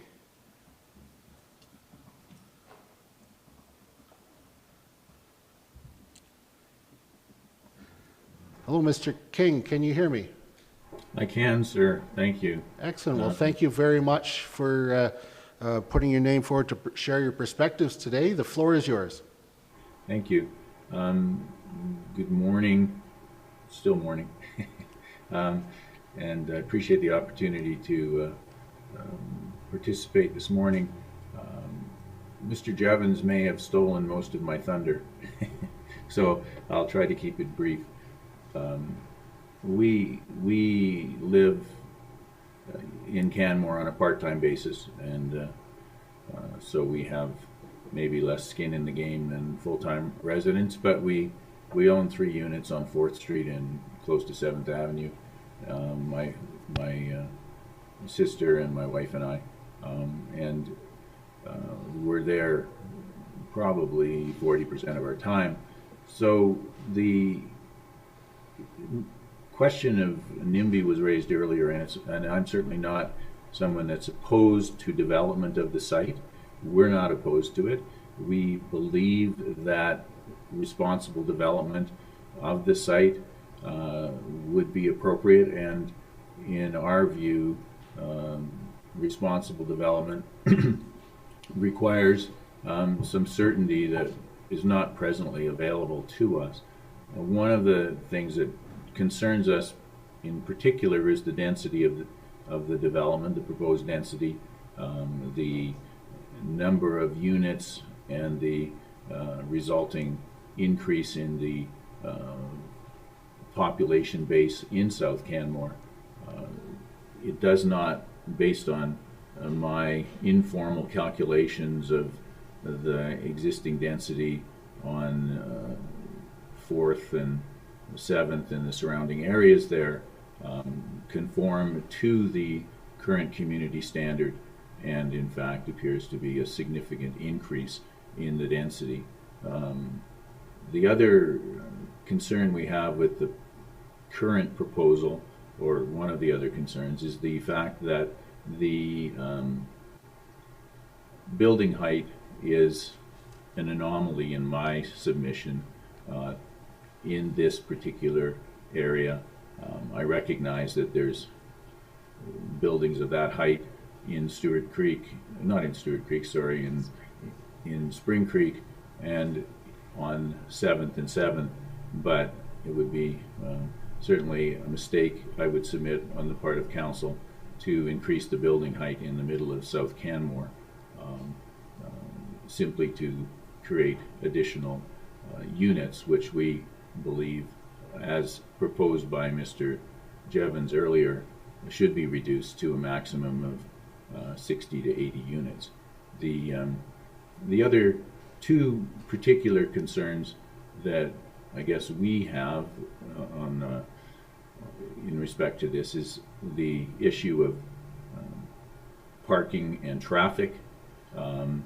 With the exit and entrance to the particular development in question being on 4th, with the traffic then moving to 7th in the usual pattern, we believe that the increase in traffic and the resulting dislocation of the traffic pattern will be significant for those of us who currently reside in the neighborhood. And I recognize it's not just a matter of our own convenience, but in keeping with the requirements of the planning process, we submit that that would result in a significant inconsistency in terms of the neighborhood standard. Finally, in terms of the development itself, we are concerned that the housing mix is as undefined as it is. We agree that affordable housing is a laudable aspiration. We believe that it's necessary. We've had friends who've been forced to change their career pattern in Canmore because they've not been able to find affordable housing. And so with respect to the housing mix, the ARP is really in a state of flux because all of the details are being left for the future planning stages, and so it could be 10, it could be 20, both with respect to accommodations for CRPS staff and for the vital homes. And that leaves, I think, a sufficient amount of uncertainty that this particular ARP should be sent for review. We certainly feel that council should make a decision to table this and request some changes.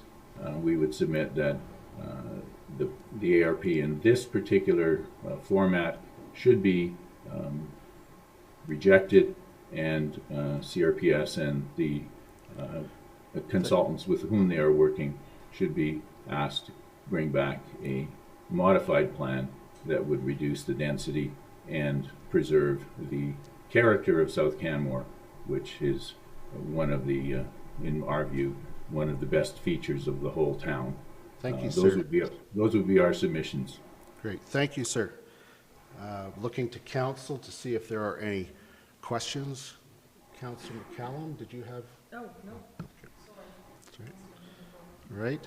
Seeing none, thank you very much for your time today and for your perspective. Well, I appreciate you listening to me and giving me the opportunity to speak to the issue. Absolutely. Thank you. Thank you. Our next speaker is also on Zoom, Genevieve Poulin.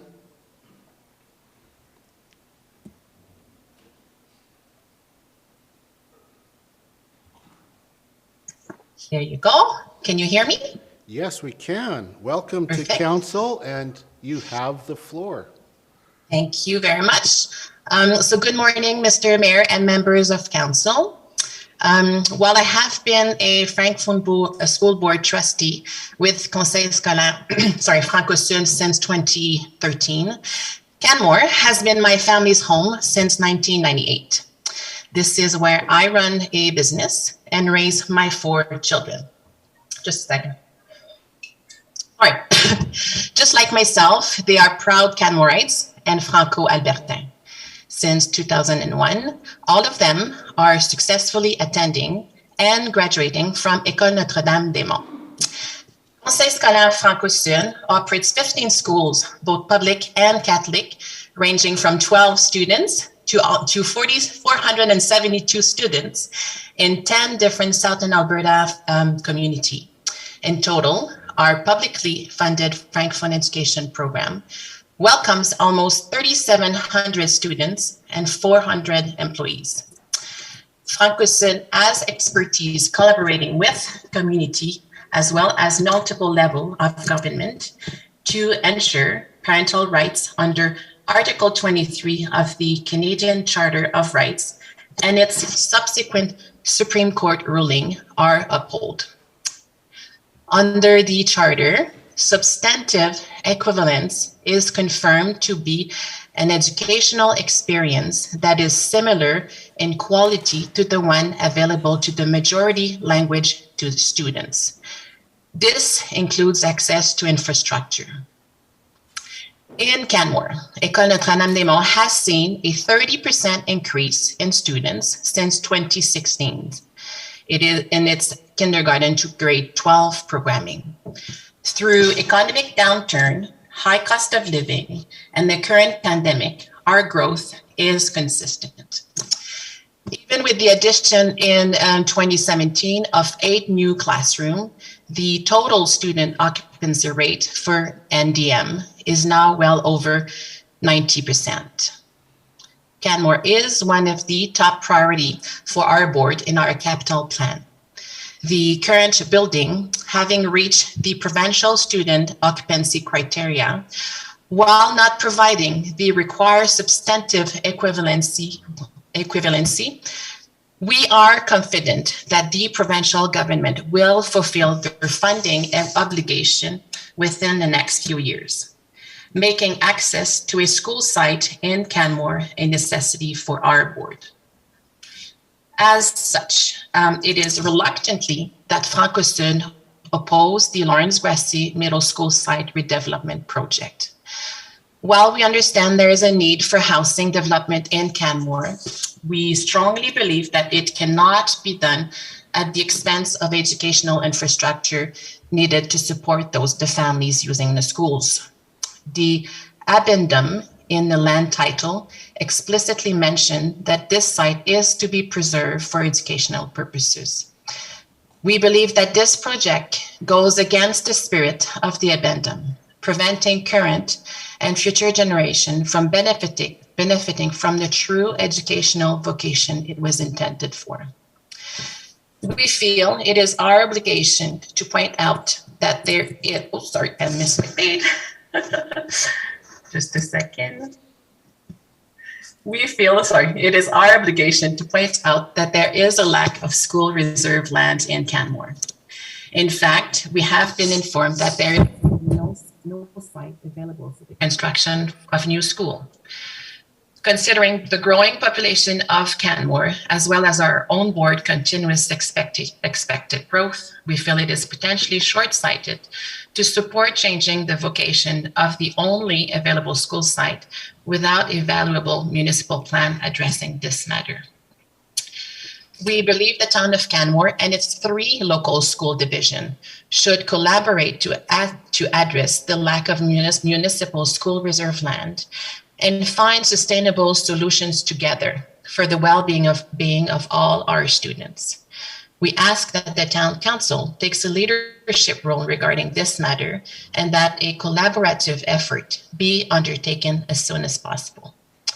To conclude, Francoston respectfully asks that you delay moving forward with the LGMS site redevelopment approval until all of Canmore's publicly funded school boards can meet under your guidance and leadership. Sorry.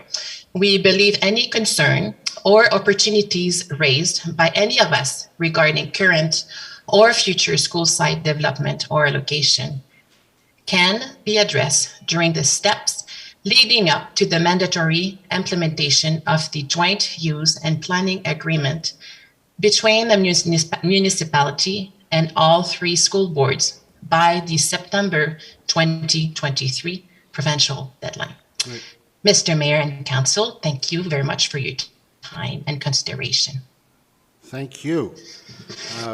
I can speak to some of those items that you just mentioned because, of course, we've had a previous conversation, and I went and did my homework and talked with administration and looked at the MGA because I was very concerned about the school needing land and was wanting to find out where the responsibilities lie and have we done MR, and this is what I found. So with this particular land, it's not school reserve as would be taken underneath the Municipal Government Act.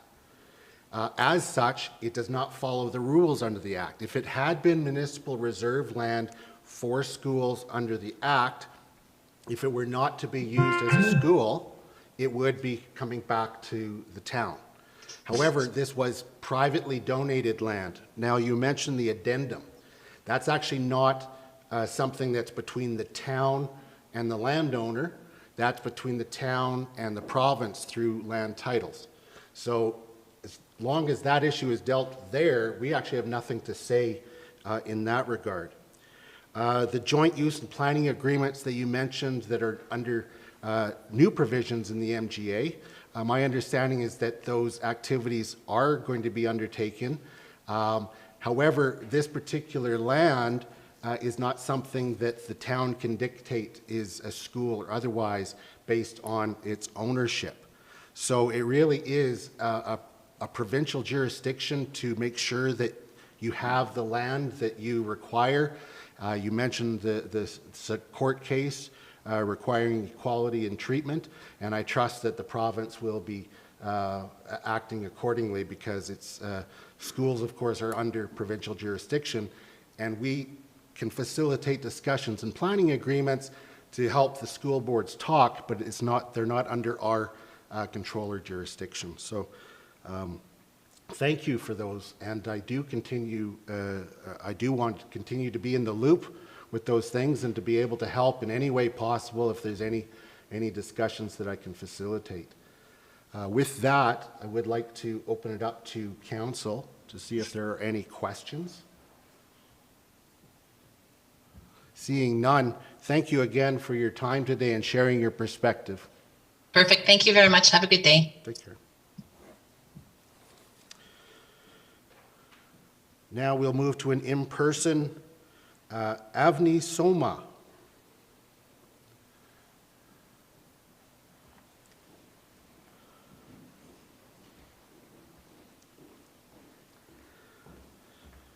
Ms. Soma, welcome to council. Thank you. And the floor is yours. Thank you. Thanks. I'm glad I'm after Geneviève because I'm a parent in the Bow Valley, and I'm grateful at this point in time to have options to where to send our children. I initially chose Notre-Dame-des-Monts, part of the Franco-Sud School Board, because of the language. But after being part of the parent council and interacting with the Francophone community, I realized that I feel more comfortable in the Francophone system because I also grew up in a subculture in the 70s and 80s in Calgary and align more with the non-dominant culture of the Franco-Sud system in the Bow Valley. One second. I'm not opposed to the development, but opposed to this development without more community dialogue. And this is like a big picture. I'm not giving you guys details of about this proposal, but I always like to have my voice, so here it is. My standard line these days is a tiny little virus paused the world and allowed us to ask big questions of how we live on this planet. It has given us the time, space, and permission to question our current hierarchical, patriarchal, and colonial systems. So I'm here to ask big questions, as I have not been privy to the internal discussions of how this ARP came to be.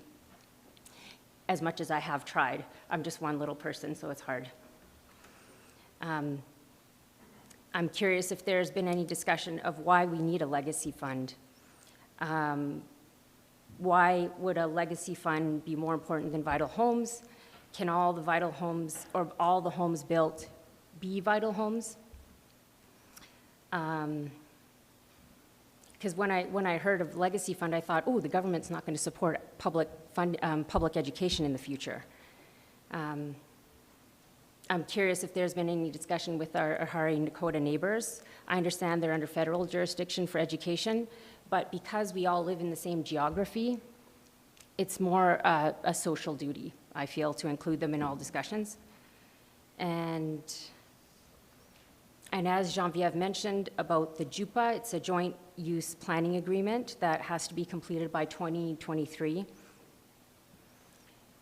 My first thought of this JUPA is, why does the provincial government need us to tell us, or need to tell us to collaborate? Which is essentially how I see the JUPA, is they're forcing school boards in geographies to collaborate. We should be doing that on our own. Dominant school boards should be reaching out to all the other school boards. We should all be talking around the table. Yes, it takes more time. This is part of truth and reconciliation. If we can learn from Indigenous cultures, one thing is changing our concept of time. So that's it. It's time we all start to recognize the colonial systems by which we continue to operate and we are all oppressed by, and start striving for a more equitable future. Thanks. Thank you, Ms. Soma. I always appreciate hearing your perspective and the discussions we've had. You always come at it with a different lens that I appreciate and that has to be part of these conversations.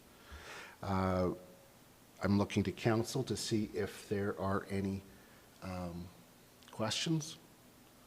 Seeing none, thank you very much. Appreciate that.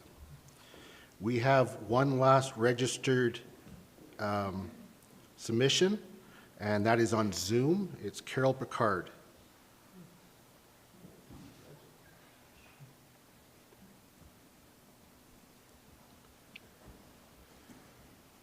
Can you see me and hear me? Yes, Carol, good to see you, and welcome to council. You have the floor.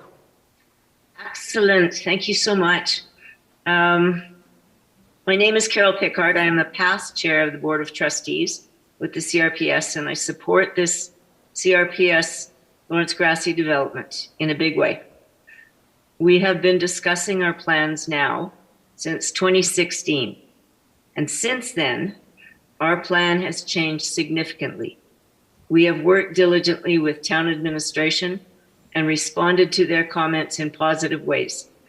We have their support, as you heard at first reading. And I just want to add this here. You know, as the former captain of the newspaper in town, the first story about this development appeared 5 years ago. There was 5 years in which people could have approached us, weighed in, had comments, suggestions, ideas, because the way this all started was with some pretty blue sky planning. Like, it's been honed down to what you see today. But I concur with those who point out that all of the voices of opposition are coming here a little late in the game.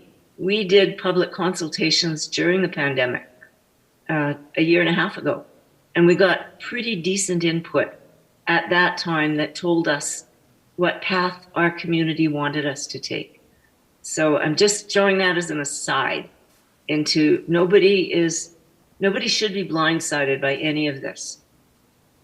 The proposed development is consistent with the goals of the municipal development plan. It exceeds the requirement for affordable housing. It is not located in a wildlife corridor or habitat patch, and fits the surrounding community. The site has also been identified in both statutory and non-statutory plans as an important site for residential infill. Our engagement was broad-based and involved many in the town, not just those surrounding the site. While we did increase the number of units from 100 to 120, we did so to add additional affordable housing units, because we heard loud and clear how important affordable housing was in the community. Our development is precedent setting, with over 1/3 of the housing to be affordable housing. This is significant. We have also responded to the community concerns by ensuring that all the parking is on site, providing multi-use trails, providing improvements to 4th Avenue and 7th Street, green spaces, and we did increase setbacks from the Elk Run development significantly. In some places, 6 meters, and in others, 13 meters. The town engineers have confirmed that the surrounding road network can accommodate the additional traffic. The density requested will enable CRPS to achieve their financial objectives, which will enable us to continue to provide high-quality education for the student population of Canmore and the Bow Valley in the long term. This compromise is a balance between CRPS's need to maximize the legacy fund and the needs of the community for affordable housing. Anything less than a 4-to-1 ratio for market versus affordable will not work for CRPS. I support this development for all the reasons mentioned above, and I urge Council to do the same by approving the area redevelopment plan. And just as a footnote, in 1992, when I first arrived in town 30 years ago, the council of the day was in the process of looking at rezoning the downtown core for R4 and R3 to maximize densities and provide housing without the need to build into wildlife corridors and upslopes. So, you know, the original spirit, and that plan was almost 100% supported by the population of the day. They saw higher density in the downtown core as a solution that would help us to preserve the green space surrounding us. So this development is in that spirit. Thank you very much for your time. Thank you for your perspective, and I look to council to see if there are any questions. Councillor Ma. Thank you for your presentation, Ms. Picard. Could you clarify a bit more on the piece where you were speaking about the 4-to-1? Was that a pro forma detail that you're referring to for feasibility? I just want some more information, please. Okay, my understanding, and I would look to Lori to perhaps answer that question because I don't want to give bad information. Well, we'll say, Lori? well, what we'll do is we'll perhaps save that then for questions of the applicant. So Councillor Ma, you'll save that question. So Okay, thank you. Any other questions of Ms. Picard? Seeing none, thank you very much for attending with us today and providing your perspective. I will now look to those who are gathered physically in chambers to determine if there's anybody else that would like to speak to this issue. Mr. Spark, okay.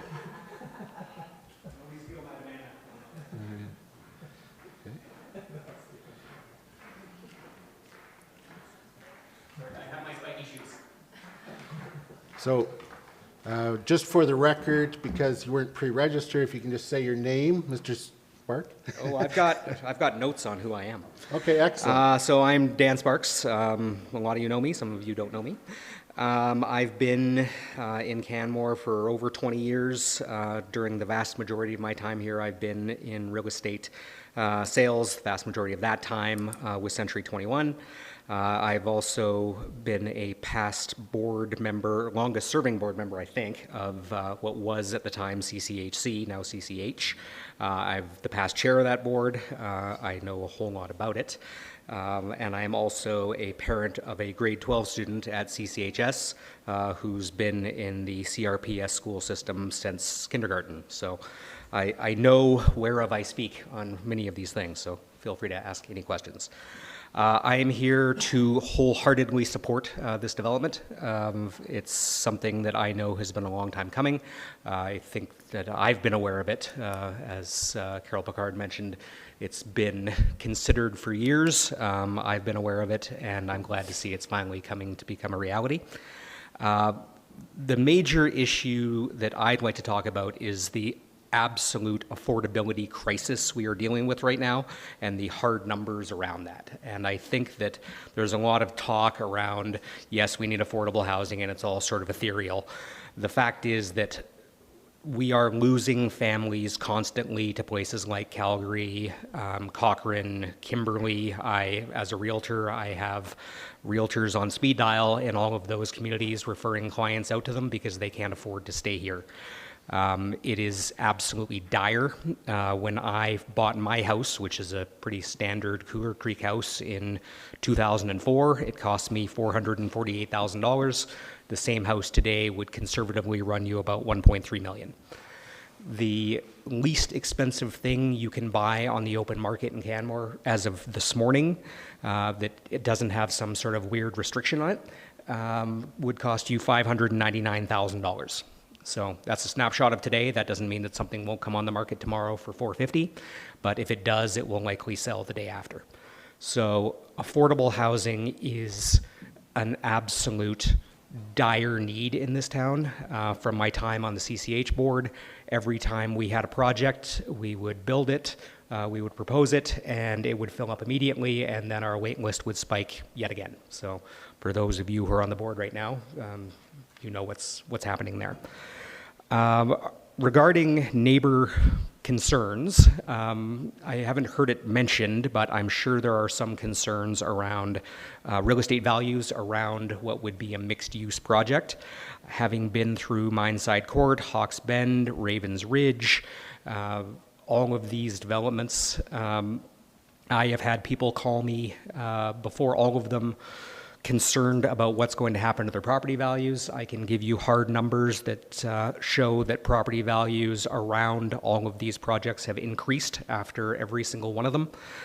Ravens Ridge out in Corey Pines, there's still the Save Our Municipal Reserve signs up there, even though it's being built on.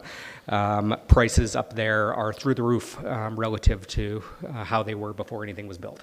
So the whole notion of this is going to decrease values in the neighborhood is simply untrue. As far as the school is concerned, there is also an absolute dire need as the parent of a child in the school system for the school district to make its own money. Saying that this is an issue between the province and the school board doesn't really help. The school board isn't getting money from the province, and there's probably nothing anybody in this room is going to do to change that. My daughter is on the grade 12 basketball team, and her school fees to play basketball, which is not really a gear-intensive sport, were $750 this year. So I used to coach the basketball team, and we would get a bunch of kids showing up for tryouts, and as soon as the money thing would come out, we would lose a ton of kids. And we wouldn't know why, they wouldn't say why, but pretty clearly that is major cost barrier to people getting in there. So school needs money. We need more affordable housing units. I would like to see more units, not less. I don't think that fitting neighborhood character needs to be a priority. It can be a priority, but it should be priority Q from A to Z. It should be housing families. It should be making money for kids coming up through the school district. It's not about architecture. It's about the community and the people in our community. Regarding cars, having been on the CCH board again, I personally fought to get more units and not necessarily less parking, but more attention to units than parking in Hawks Bend. We were able to squeeze 2 extra units in there and house 2 extra families. And I'm not disputing the fact that some cars could spill out onto the road. It's going to happen. I think nobody should have any illusions around that, but the fact is the town should be here to house families, not cars. Thank you, Mr. Sparks. Yeah. Looking to council, if there's any questions, Mr. Sparks? Seeing none, thank you very much for attending today. Oh, Councillor McCallum. Okay. Okay. Thank you, Mr. Yes, this color does look good on me. It does. How you doing? Thank you. Don't tell Andre. I'll see your wife at the dog park later. Totally. Thank you for coming to speak to council. Thank you. I know you've been hesitant in the past to do this, and so I appreciate you coming forward today. My question, as somebody that has experience on CCH, and I served alongside of you, as you remember, and somebody that has experience in the market, you speak to a lot of families that either can't afford the market, but earn too much to get into affordable housing, or CCH, or income appropriate housing, as I like to call it, because everybody has a different idea as to what affordable housing looks like in this country. I had the pleasure of attending the Canadian National Housing Supply Summit last week, virtually, which was really cool. But in terms of housing supply, the market units that are being proposed, and I'm sure that you've spoken to the school board and superintendent, whatever, because I know what you're like. How do you think that those market units may or may not address housing issues of people who don't earn enough to get into single detached, duplex, fancy townhomes versus the PAH units or the Vital Homes units? Do you think that those have the ability to address a need? I think they probably could. I think it's too early in the process to really make a decision around that. What my concern would be watering down PAH or Vital Homes, sorry, now, versus watering down income to the school district. So I would obviously like to see as much affordable housing as possible, but the school district does need money, and in a dire way. So if there is a middle ground to be found there, I think that would be wonderful. At the same time, it would be, we're never going to solve the affordable housing issue in Canmore, and I've said that many times on the CCH board. Basically, we're just fingers in the dike all the time. We are not going to be able to house everybody. It would be nice if we could. I think that the staff housing component is probably going to address a good chunk of that, because those who are in teachers, teachers' aides, school staff, that sort of thing, those people often fit that demographic of can't get into Vital Homes and can't afford the market. So I would look more to that component to fill those, and then look to the market component to actually make money and suck as much money out of the weekenders as possible. Do you think the market component has the ability, and this is speaking to a performer I've never seen and really is outside of my realm. But do you think that the market component would still do well if there were residency restrictions attached to them? I'd have to know what the residency restrictions were. It can affect financing, so that can be an Okay, issue. so let me ask it a different way. Sure. You understand the Banff housing market, which Yep. is different to ours, and Yep. in some ways we accommodate for the housing market in Banff and Canmore. Oh, hugely. Absolutely. So the residency requirement to live in housing in Banff, does that have an effect on the market there? Not really. I mean, Banff's such a small market Mhm. and with the need to reside and really no new development that you can own there. I mean, there's just such little inventory that it doesn't really affect it. So assume that Three Sisters is dead forever, and they're. Please don't assume that. So, well, I'm not. So, but assume it is. Yeah. There's going to be very little developable land coming up in Canmore anytime soon. So if it's an era of very constrained development and actual scarcity, then I think that a residency restriction, you'd have enough uptake that it probably wouldn't be an issue. If Three Sisters does become a thing and suddenly there are thousands of units available, then you probably have a harder time filling those units. Okay, thanks, Dan. No problem. Councillor Ma. That color does look good on you. Thank you. During your talk there, Dan, you mentioned something, you want more units, not less. I just wanted to clarify which part you're referring to, like more units in general above the 120 or the proportion of the affordable? Yeah, I'm just trying to I don't want to assume what you're saying Sure. here, so I just want to learn more. I would love to see more affordable units. I would like to see as many affordable units in there as possible. The notion of could we make it all affordable units would be wonderful. I am also cognizant that we live in a capitalist market, and this is one of the only opportunities that CRPS has to actually make money outside of bake sales and selling crap. Selling crap.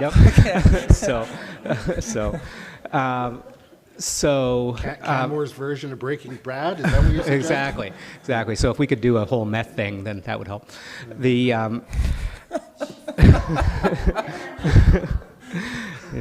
Well, that was the mayor's idea. So I think that if we could get more affordable units, that would be wonderful. It's as long as CRPS can make money to actually benefit their programs and not sort of fritter this away. And I know this, the Legacy Fund is not a purview of this, but the reality is that is something that's important, and CRPS housing is important. So if that means more units overall and there's a way to put them in and not worry so much about parking, then I would be all for it. Thank you. Councillor Graham. Thank you, Mr. Sparks. A couple of your phrases stuck out for me, and one of them was, suck as much out of the weekenders as possible. To me, if there are vacant, dark homes down there, we've failed in this project. Can you speak to not the first set of owners, without the need to reside or without a residency clause, what does that project look like after the first owner? Okay, so there's no residency clause of any type? There's no residency clause. What happens after the first set of owners? Oh, it's even the first set. It's not even the first or second set of owners. So say you have something where it's the first 90 days it's sold to residents. I mean, that's been done before. Sure. And yeah, you get people that buy those. Yes, eventually any unrestricted units, not any, but many unrestricted units would go to non-residents who are buying them as vacation homes. Absolutely. Which is why I think that CRPS should be able to charge through the nose on the front end in order to be able to make as much money for the Legacy Fund as they can. Thank you, sir. Councillor McCallum, did you have anything else you wanted to add? You're on the list here. You must have hit your button to shut it off. All right. All right. Seeing no more questions. Thank you, Mr. Sparks, for coming today and sharing your perspective as well as your experience. Thank you. Thank you. So we'll go right here, and then I believe there was a hand up over here. Okay, so tell you what, if you see that there's a spot available, go ahead and you can take the line, get in the line there, and we'll just keep going through that, okay? Can I just cut in front of somebody? No, go ahead. So all people that are coming now, since you weren't pre-registered, for the clerk's sake, please say your name, and then we'll proceed with your perspective. So the floor is yours. Okay, thank you very much. My name is Chris Rogers. I apologize for not getting my name on the list earlier, and thank you for having some time for me to speak. I'll be pretty brief. I just want to share my perspective. I live just about a block away from the Grassi lands. I've lived in the valley for over 30 years as an educator. I work with kindergarten through to grade 12. And certainly, Dan's use of the word dire, I would say, is one that we would use for needing affordable housing in our community. And I see it firsthand. And I've seen it over the years. Early on, I was one of the fortunate people who got here early when, as an educator, it was easy to get into the market. But we've seen prices, as we know, escalate. And as I've seen in recent years, as it gets more expensive to get affordable housing here, I see young families come, try and make a start, and then leave. And I see that firsthand because I see it with the people with children in grade kindergarten, 1, 2, 3, 4, or even they come kind of with their, a young family kind of in the middle grades, and they just can't afford to stay here. They think they can come here. We know it's a beautiful community. We know it's a great place to live. It's a wonderful place to raise a family, but they just can't make a go of it. And I see them go. And when they leave, I always ask the question, why are you leaving? Is it something we could do better in our schools? And the answer I get is, we just cannot afford to stay. So I think affordability is critical, and I think that this proposal will give more affordable housing that I know that we're continuing to work on. So that's important. The other thing is, as an educator working inside the system, I'm very much aware of the tightness of funding. I hear Dan say the word dire. I would say, yeah, funding goes up and down. It's very political. If we want to put good education here for our children, we need money. And that money is not going to come from the government. So our school division has been very good at looking at ways to raise funds, to provide good opportunities for our children, and I believe that this project will do that. So thank you. Thank you, Mr. Rogers. Looking to council to see if there's any questions. Seeing none, thank you very much for being here today to share your perspective. Okay. Thank you for your time. Yes.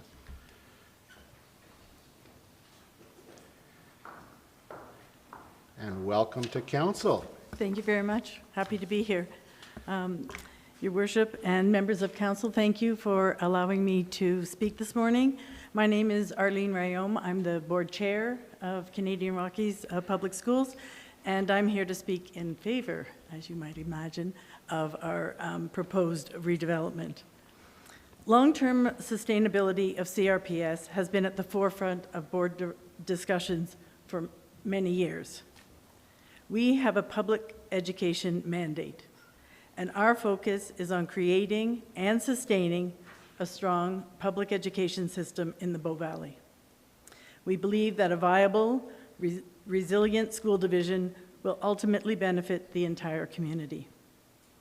There have been no less than 3 education ministers that have supported our innovative initiative in this town, including the current Minister of Education, Minister LaGrange, who has been advised of our progress throughout this process and has continued to encourage us to move this innovative project forward.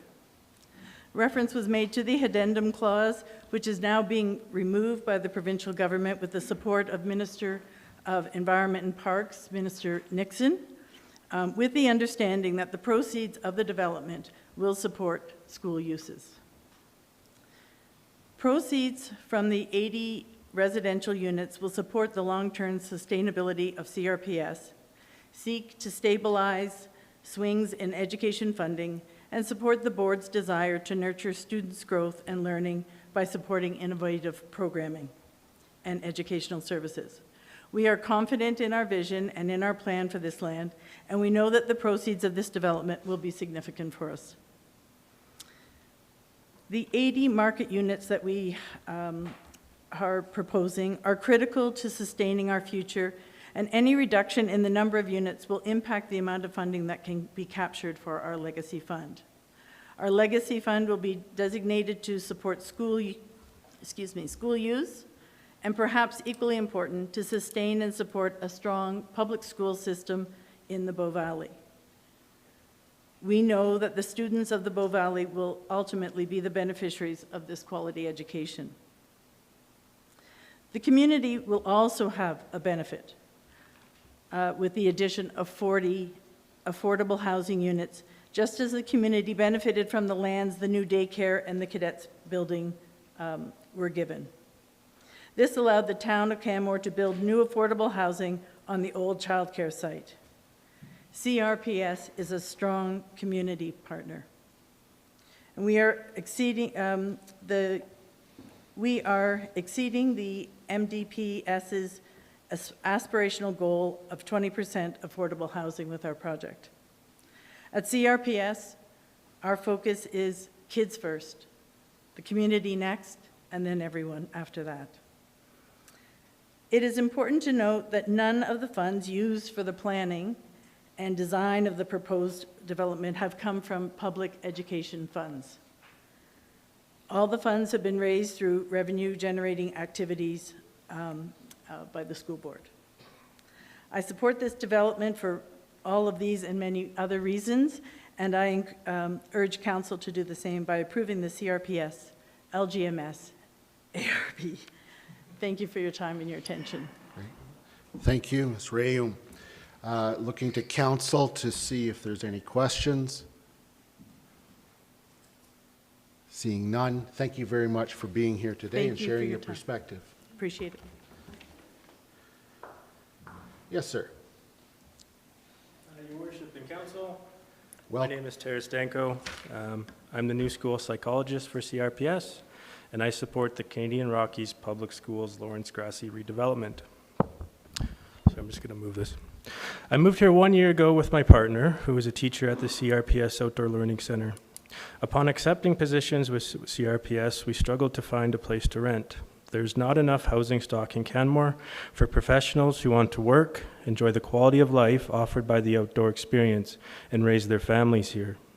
We understand that this is a problem faced by all mountain towns, but this redevelopment represents a creative solution for our community. Our experience moving to Canmore suggests that there are seemingly two types of people in the world. Those that respond with excitement when you inform them you've accepted a job in the Bow Valley, and those that ask, are you actually going to be able to live in Canmore? Will you be able to find housing? Will you be able to afford it? We consider ourselves lucky that we're able to find a basement unit at a reasonable for Canmore monthly rent.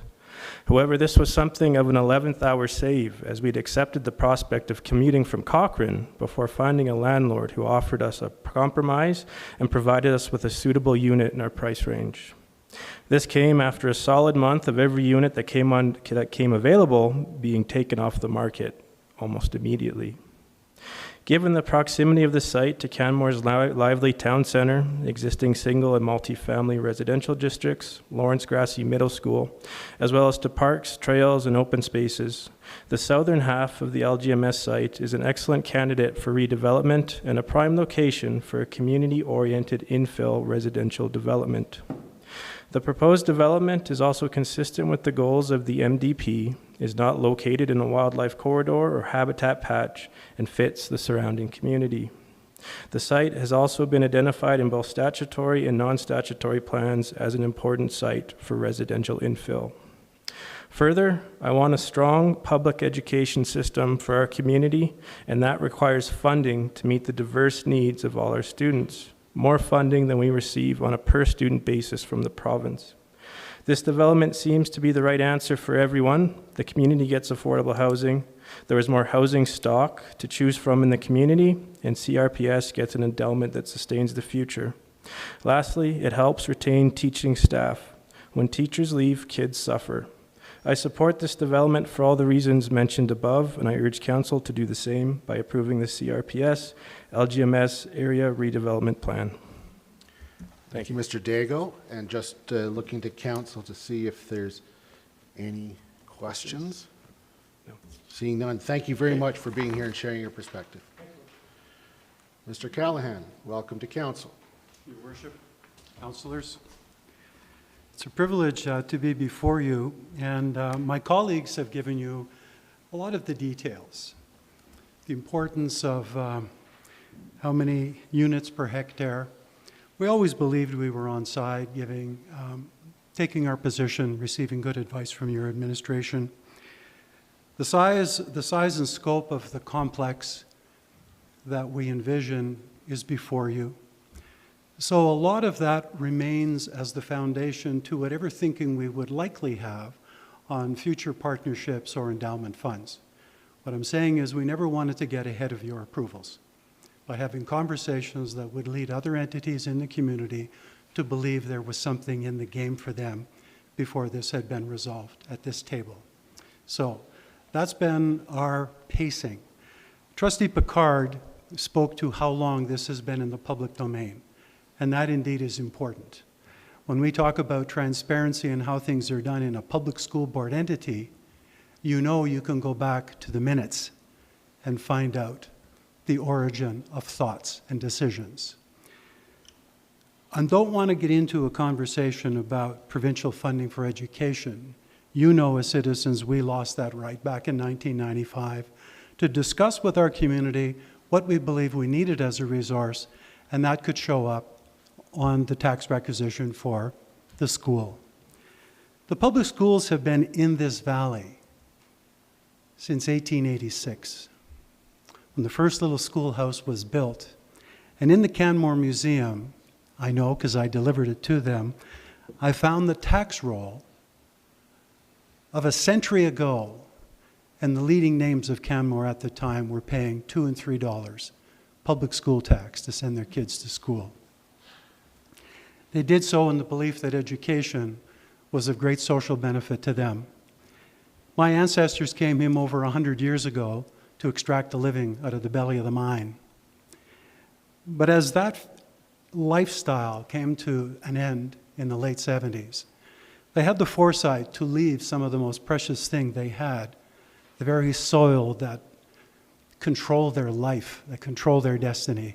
They gave some of it to Mount Rundle School Division in free title.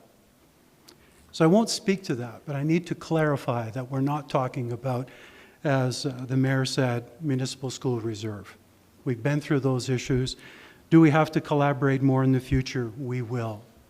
We have collaborated with Caribou Lodge, the POW Foundation, other entities who live on the valley floor with us, who build our economy and have employees and children in our school systems, to demonstrate that we've been willing to seek partners in development and to seek people who would advocate for this kind of a use of land.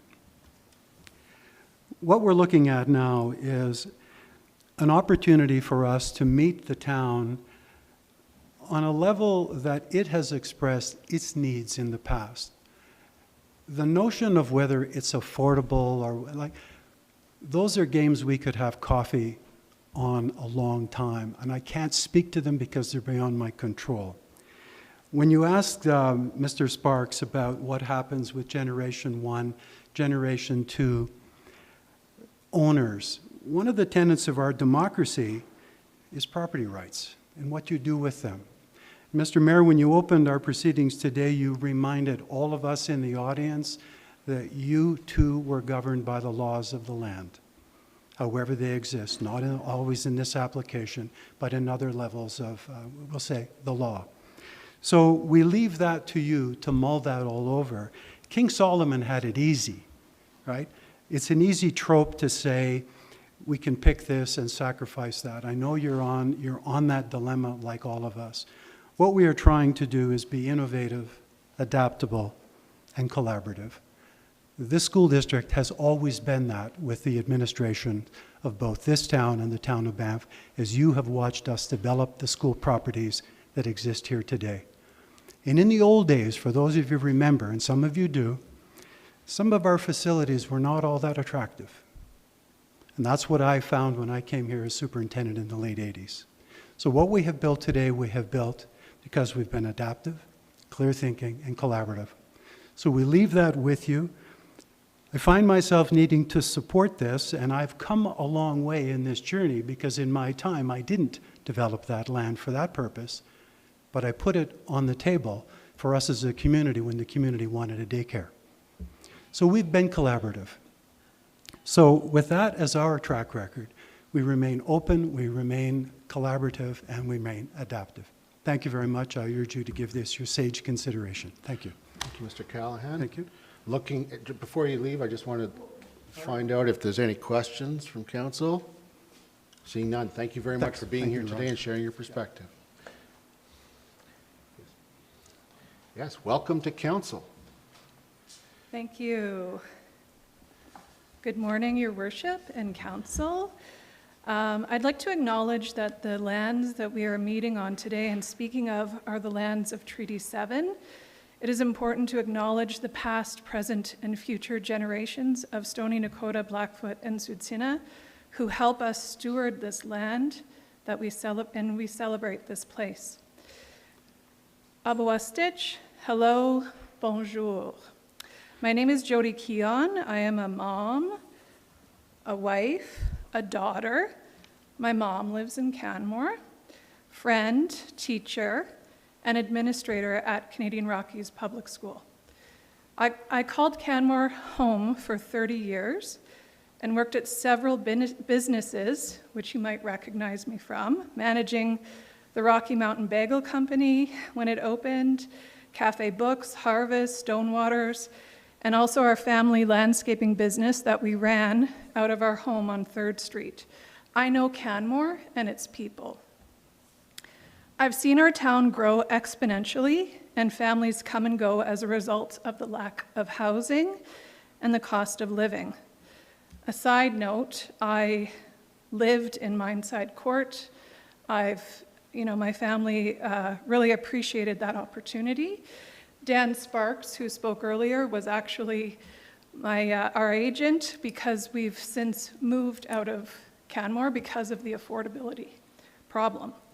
I'm here today to express my support for the CRPS development, and I would like to emphasize 2 points. This land that we are speaking of is not public land, but rather it is privately owned.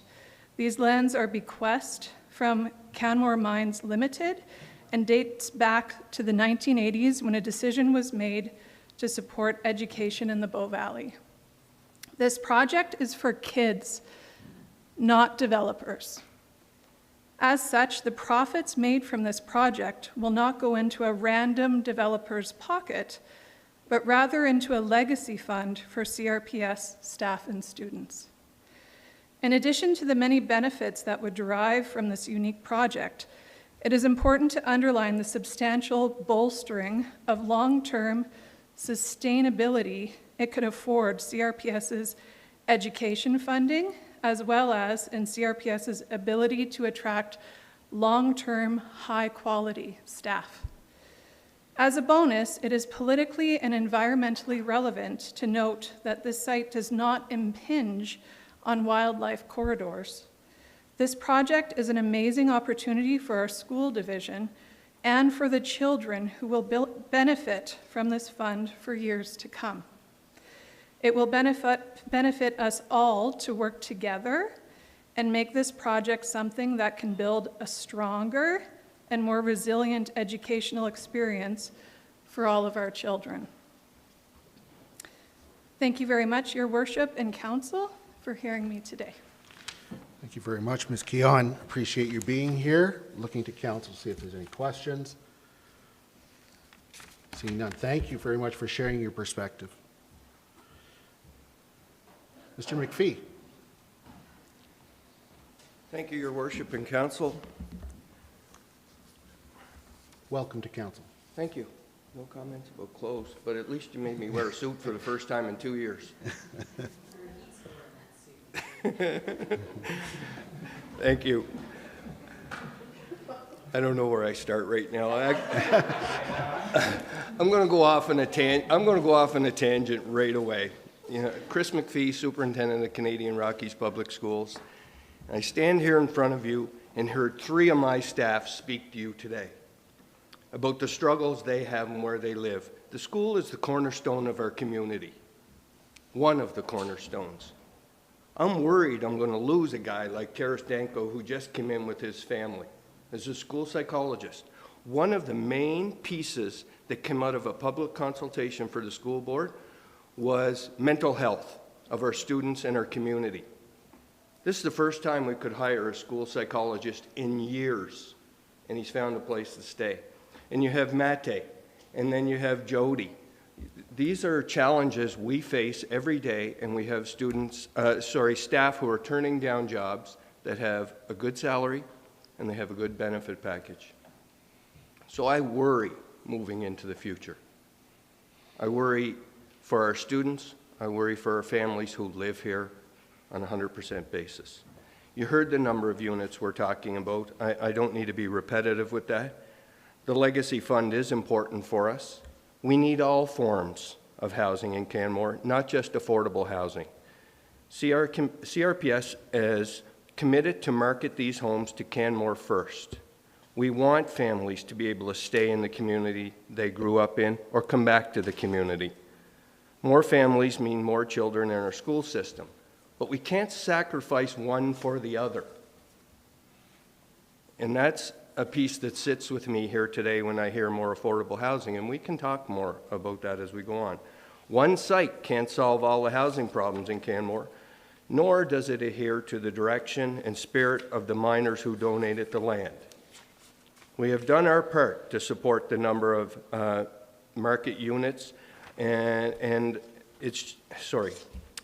changing or reducing the number of market units in the mix will ensure less funds are available for future generations of school children, less staff housing, and less Canmore Vital housing.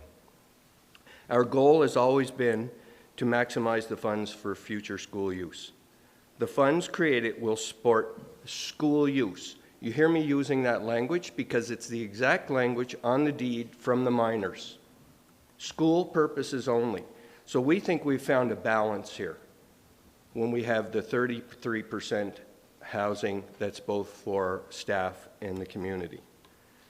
We've relayed our commitment and the intent of positioning market units to Canmore residents on a first-come VIP basis, but would not recommend anything prescriptive beyond that point at this time.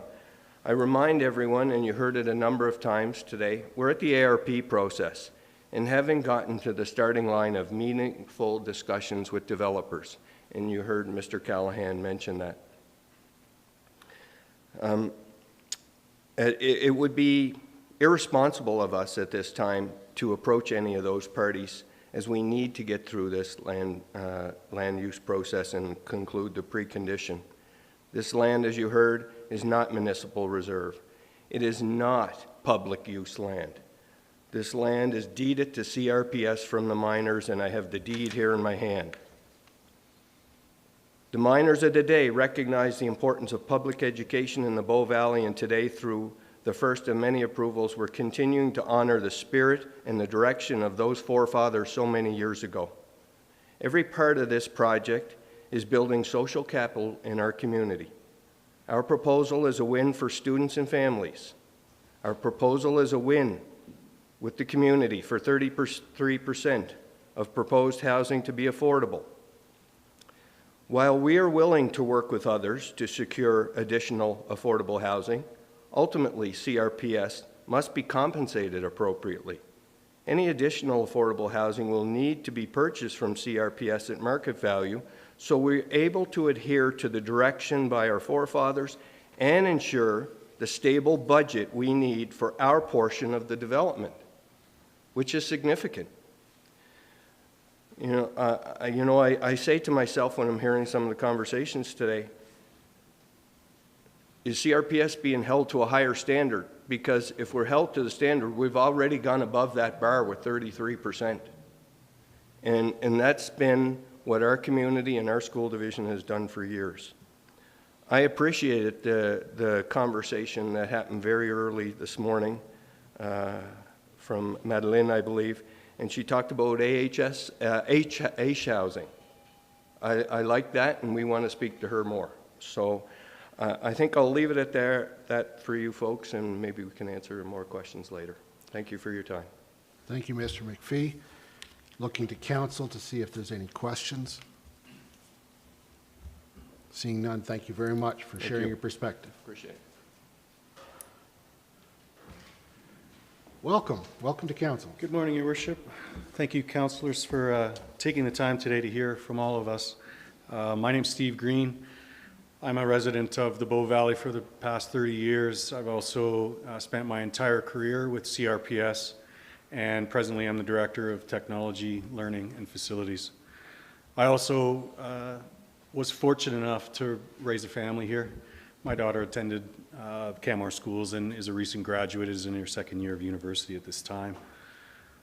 I think from a more heartfelt perspective on everything that you're hearing this morning, I'm going to repeat some of it, but I also believe it's very important for you to hear, why do we live here?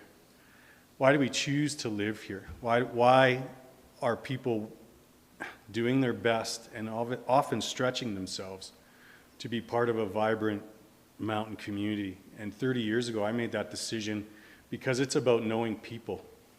I mean, education and relationships are very, very important to me. But even right now, today, I can look at people I've known for 30 years that are sitting across from me. I know students that were in schools that I taught at that I'm looking at right now. And that's why we want to live here, and that's why this project is so important, I believe, in moving forward. And you're going to hear this, that yes, it is around staffing, and even within my portfolio right now, we're unable to staff certain positions. And we've been covering off on those positions this year internally.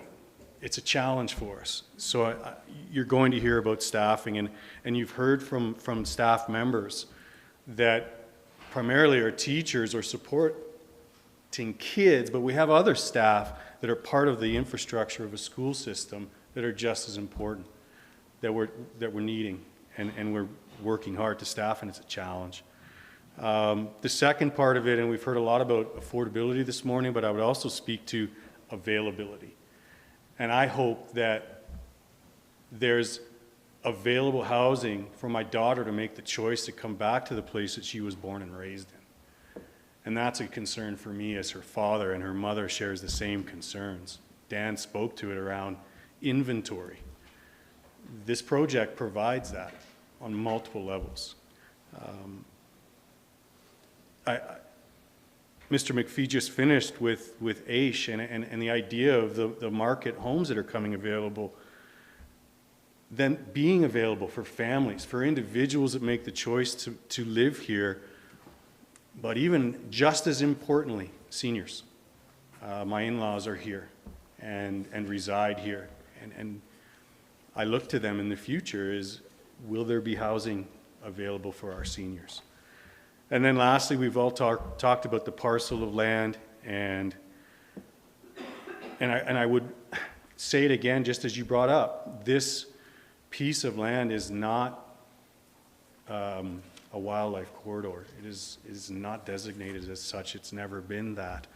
When I taught at Lawrence Grassi and Mr. Hillstad attended there, we spoke to the fact that that school was very much east of where it is now. And we did rejig everything as one school came down, and we were fortunate enough, as Mr. Callahan spoke to have a brand new facility for our community. We've got joint use agreements with the town of Canmore and Centennial and Millennial. The playground area, it's there.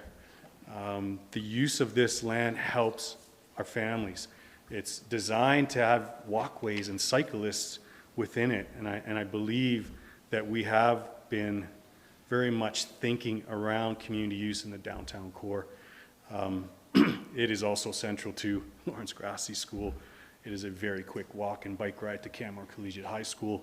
It is a prime location to be developed, and I fully support this, and I hope that council and your worship will consider approval of the CRPS LGMS ARP. Thank you. Thank you, Mr. Green. I appreciate your being here today. Looking to council. When you're talking about the other school there, I recall that the school, in fact, it took up parking lots and gravel road in behind there, and it basically occupied one full space and moved to another, right? And part of that was as we were building, if you recall, the old gymnasium was surrounded by tarmac. Yeah. It's no longer surrounded by tarmac, it's surrounded by grass. Yeah. I don't see any questions of council, so thank you very much for being here and sharing your perspective. Thank you very much for your time. Okay.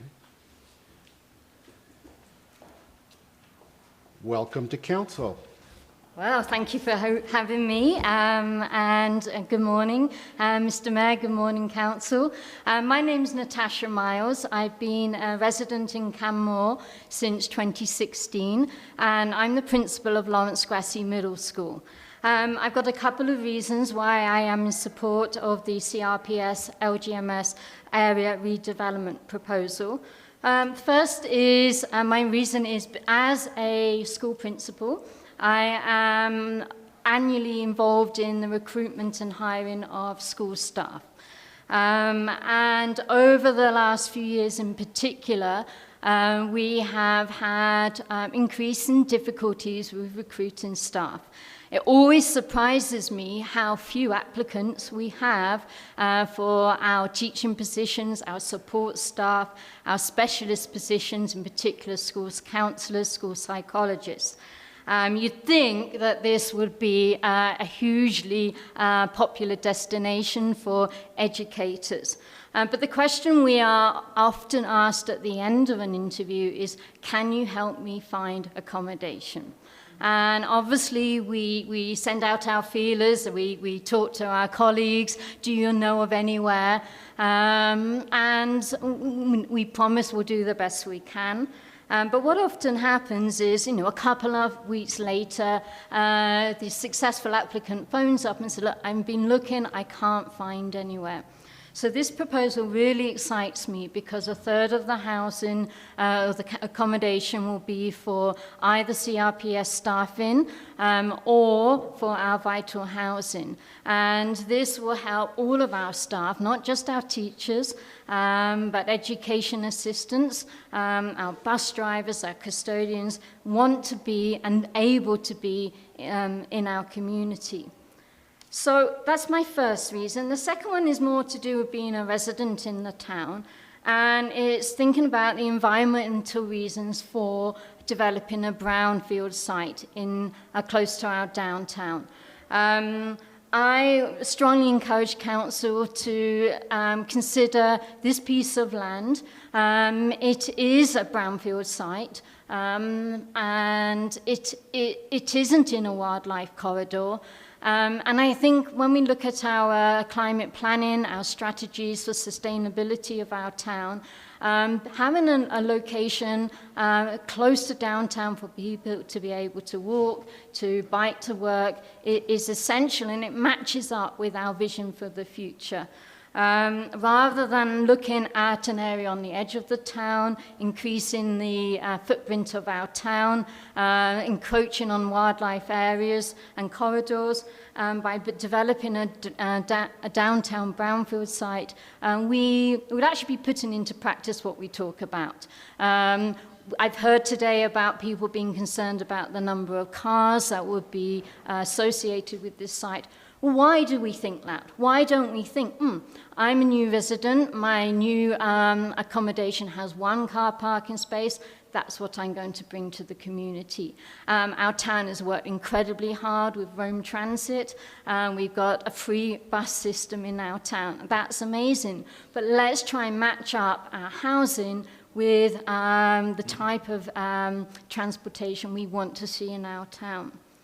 The third thing, as I've got a minute left, is, and I think it's more of an opportunity going back to my role as a school principal. You've heard this morning about how the school uses that area. I want to actually negate that thought. Over the last year during the pandemic, we had to use that area. We were asked to cohort our students, and we did not need that additional space. But our school division has a shared use agreement with Centennial Park. We are overwhelmed with the amount of space we have for our students. We don't use that area during recess, mainly because of supervision. It's a large area. We have about 10 to 12 staff outside at lunchtimes. There's limited use of that area. It is a brownfield site. It isn't attractive. Yes, it has some wonderful trees on the edge, but it isn't something that is part of our day-to-day in our school. And I thought that was important to share with you. So I hope that you do support the CRPS LGMS area development, and I thank you for listening to me.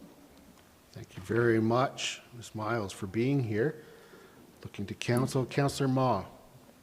Thank you, Ms. Miles, for your presentation. My daughter goes to your school, and she really likes you, so thank great. you.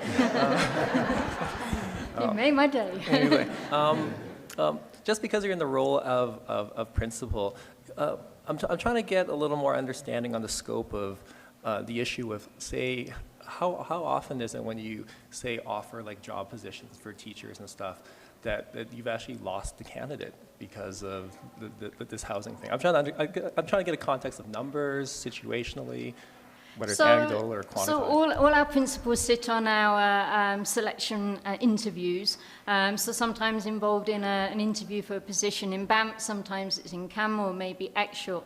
I would say last summer, working with our assistant superintendent, for my school, we had 2 positions still available at the end of June.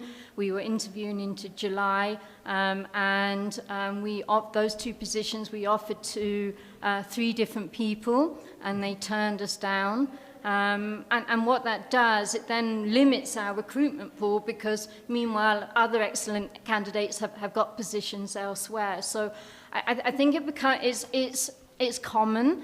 I don't have the data to share with you, but I would say that in my experience, for every 5 or 6 new positions, we probably lose 2. Okay. That's just anecdotal. So would you say every 5 or 6 positions you lose 2, like you'll put 6 out, you'll be able to fill 4, and then... And then 2 would say, I'm sorry, we can't find accommodation, or I can't afford it, and so we have to repost the position, or maybe we look at our second choice candidate on the list. Okay, Yeah. and aside from the situation of like new hires, what has the situation been at for LGMS where you've had, say, an established teacher for a certain amount of time, and then there just comes a point where they leave the valley due to economics? Do you have any sort of perspective on that for numbers? I'm curious. It's unusual for an established teacher to move on in the Bow Valley. I mean, as you've heard from my colleagues, they've brought their families up here, they've established their roots, their families are here. It really is that first 5 years of a teacher's career where, as you've heard, the lack of ability to be able to afford a mortgage means that teachers in their second, third year will start looking elsewhere. Again, I don't have numbers for you, okay.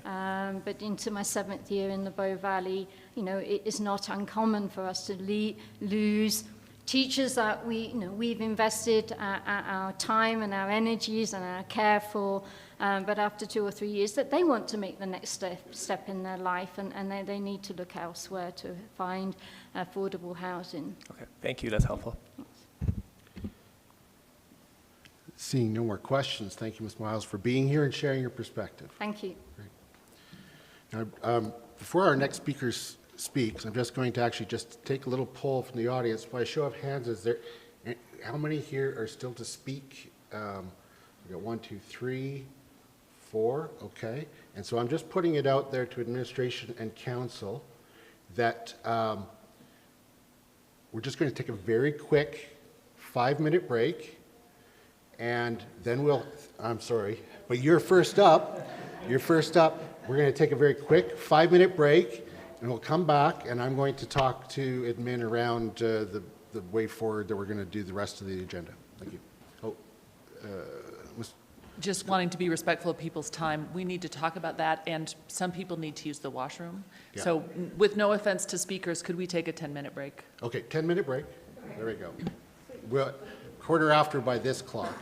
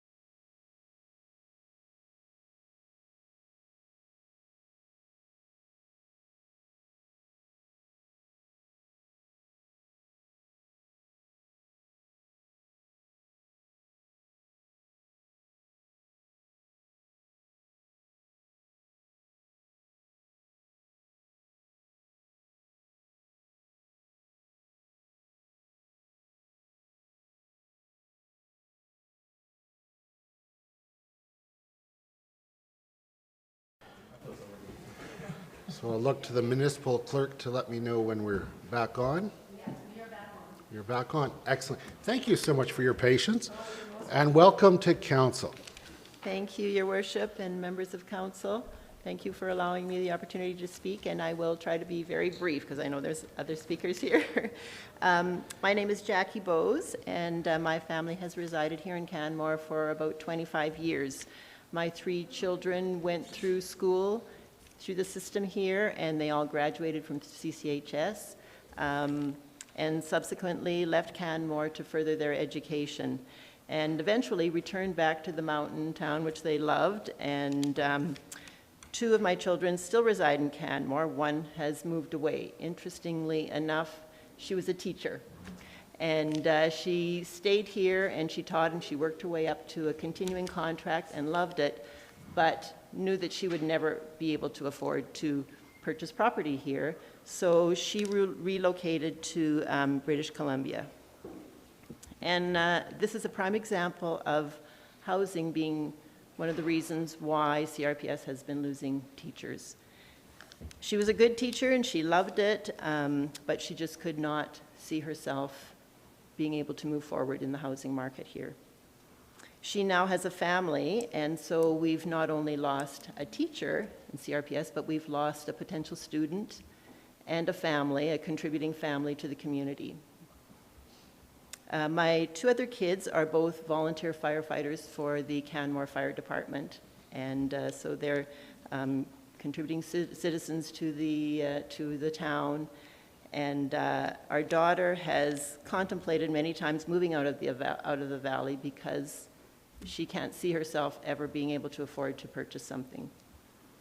This project hits the mark and gives her hope that she and many others like her may be able to afford to purchase something, or at least be able to have affordable rent that will allow her to eventually save up to purchase some kind of property here. The various units that are proposed in this development offer many options, from apartments to stacked townhomes, 1, 2, and 3-bedroom configurations throughout 8 separate buildings. This flexibility provides opportunities for singles, families, as well as seniors. This project is situated in an ideal location, providing not only family homes, multi-unit residential units, but access to parks and open spaces. It's located within the town's growth boundary and provides for efficient use of infrastructure and services. It's perfect for a young family or a couple downsizing because their children are no longer with them. The land was given to CRPS, as you have heard from other speakers, in the 1980s by the Canmore Mines Limited for future use to support educational innovation in the Bow Valley Corridor. This development supports what the miners intended. I believe that a viable, resilient school division will ultimately benefit the entire community. This is a win for all of us. I support the development, and I urge Council to do the same by approving the CRPS, LGMS, ARP. Thank you. Thank you, Ms. Bowes. Looking to Council to see if there are any questions. I have to say that when I see you, I'm thinking I should be leaving a note for a teacher, or delivering my lunch, or my kids' right. lunch that they forgot. Which we would gladly do. Exactly, thank you. Good to see you, and thank you for coming today and sharing your perspective. Thank you for your time. All right, there was 3 others, if they're still here. Whoever jumps up first is, oh, there we go. Winner, come on down. You're the next contestant. The next contestant on this is your public hearing. Yes, All right. thank you. All right. Your Worship and members of Council, my name is Dale Craig. I'm a parent with 2 children in CRPS, and I'm also a school board trustee. I support Canadian Rockies Lawrence Grassi Redevelopment Plan. I was raised in Canmore, and I attended the old school until grade 2. Dating myself, but there's a few of you up there as well who attended that school. When it closed, I was lucky to attend CRPS as a student, and now I have 2 kids enrolled in our schools. As a longtime resident, I've seen many friends who I've went to school with from K to grade 12 have left Canmore because the cost of living many cannot afford and the availability of housing. I'm considered one of the lucky ones as my friends, as I am the one left residing in the valley. raising our children in the very school we attended. Growing up in Canmore is a true blessing, and although it took me until I was an adult to realize that, I know that this project has the potential to give these future children and future families that same life experience. The site is perfect location for many needed housing in Canmore. The proposed development is not located in a wildlife corridor or habitat patch and fits the surrounding community. It is close to the town center and to Lawrence Grassi, will allow families more opportunities to walk, reducing the need for additional vehicles. The entire plan is with the trail connection is more focused on walking and biking, and this is the lifestyle we all love Canmore for. As been mentioned many times before, retaining and attracting staff is critical for the provision of high-quality education in the public education system, and housing is essential to this. Through this development, CRPS will provide 20 residential units to Canmore Community Housing for their Vital Homes program, and will also build 20 residential units for employee housing. That's 40 affordable housing units, or a third of the entire project. This is more affordable housing than any other developers in the past that have provided. This benefits our community and contributes to the quality of our school division. But it's not just about affordable housing. Canmore needs a variety of housing types in order to satisfy the demand. Housing prices, like anything else, move with the market. If there is demand for housing, a low supply, prices will increase. This is simple economics. I have a good job, my family is here, and I would like to have my children be able to stay in the valley when they grow up. Developments like this are important in so many ways. While the 80 market residential units will provide much needed market housing for families who want to live and work in Canmore, perhaps equally important, the development will provide a legacy fund to support the future sustainability of the school board and quality education for future students in the Bow Valley. This is important for our school division as it is so small. It's a win for everyone. I support the development for all the reasons mentioned above, and I urge Council to do the same by approving CRPS, LGMS, ARP. Thank you for your time and consideration. Thank you. Thank you. And now I'm looking to Council to see if there are any questions. Seeing none, thank you very much for being here today and sharing your perspective. Thank you. Okay. All right. Who is about to jump up? Grab that mic. There we go. And welcome to Council. Hi there. So my name's Hans Holthaus. I was just doing a quick calculation on how long I've been here.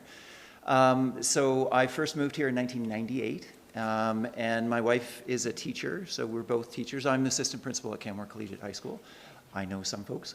And so I guess my standing up here, I haven't prepared anything. This is a little bit more impromptu. I just wanted to make sure that because I hear that there have been folks against this ARP, and I wanted to make sure that, so my personal opinion as well as my professional opinion were heard.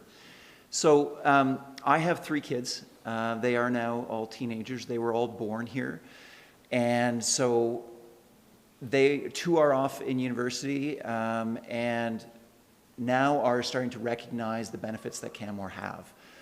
Initially, they wanted, like many kids that I've experienced here, wanted to get away.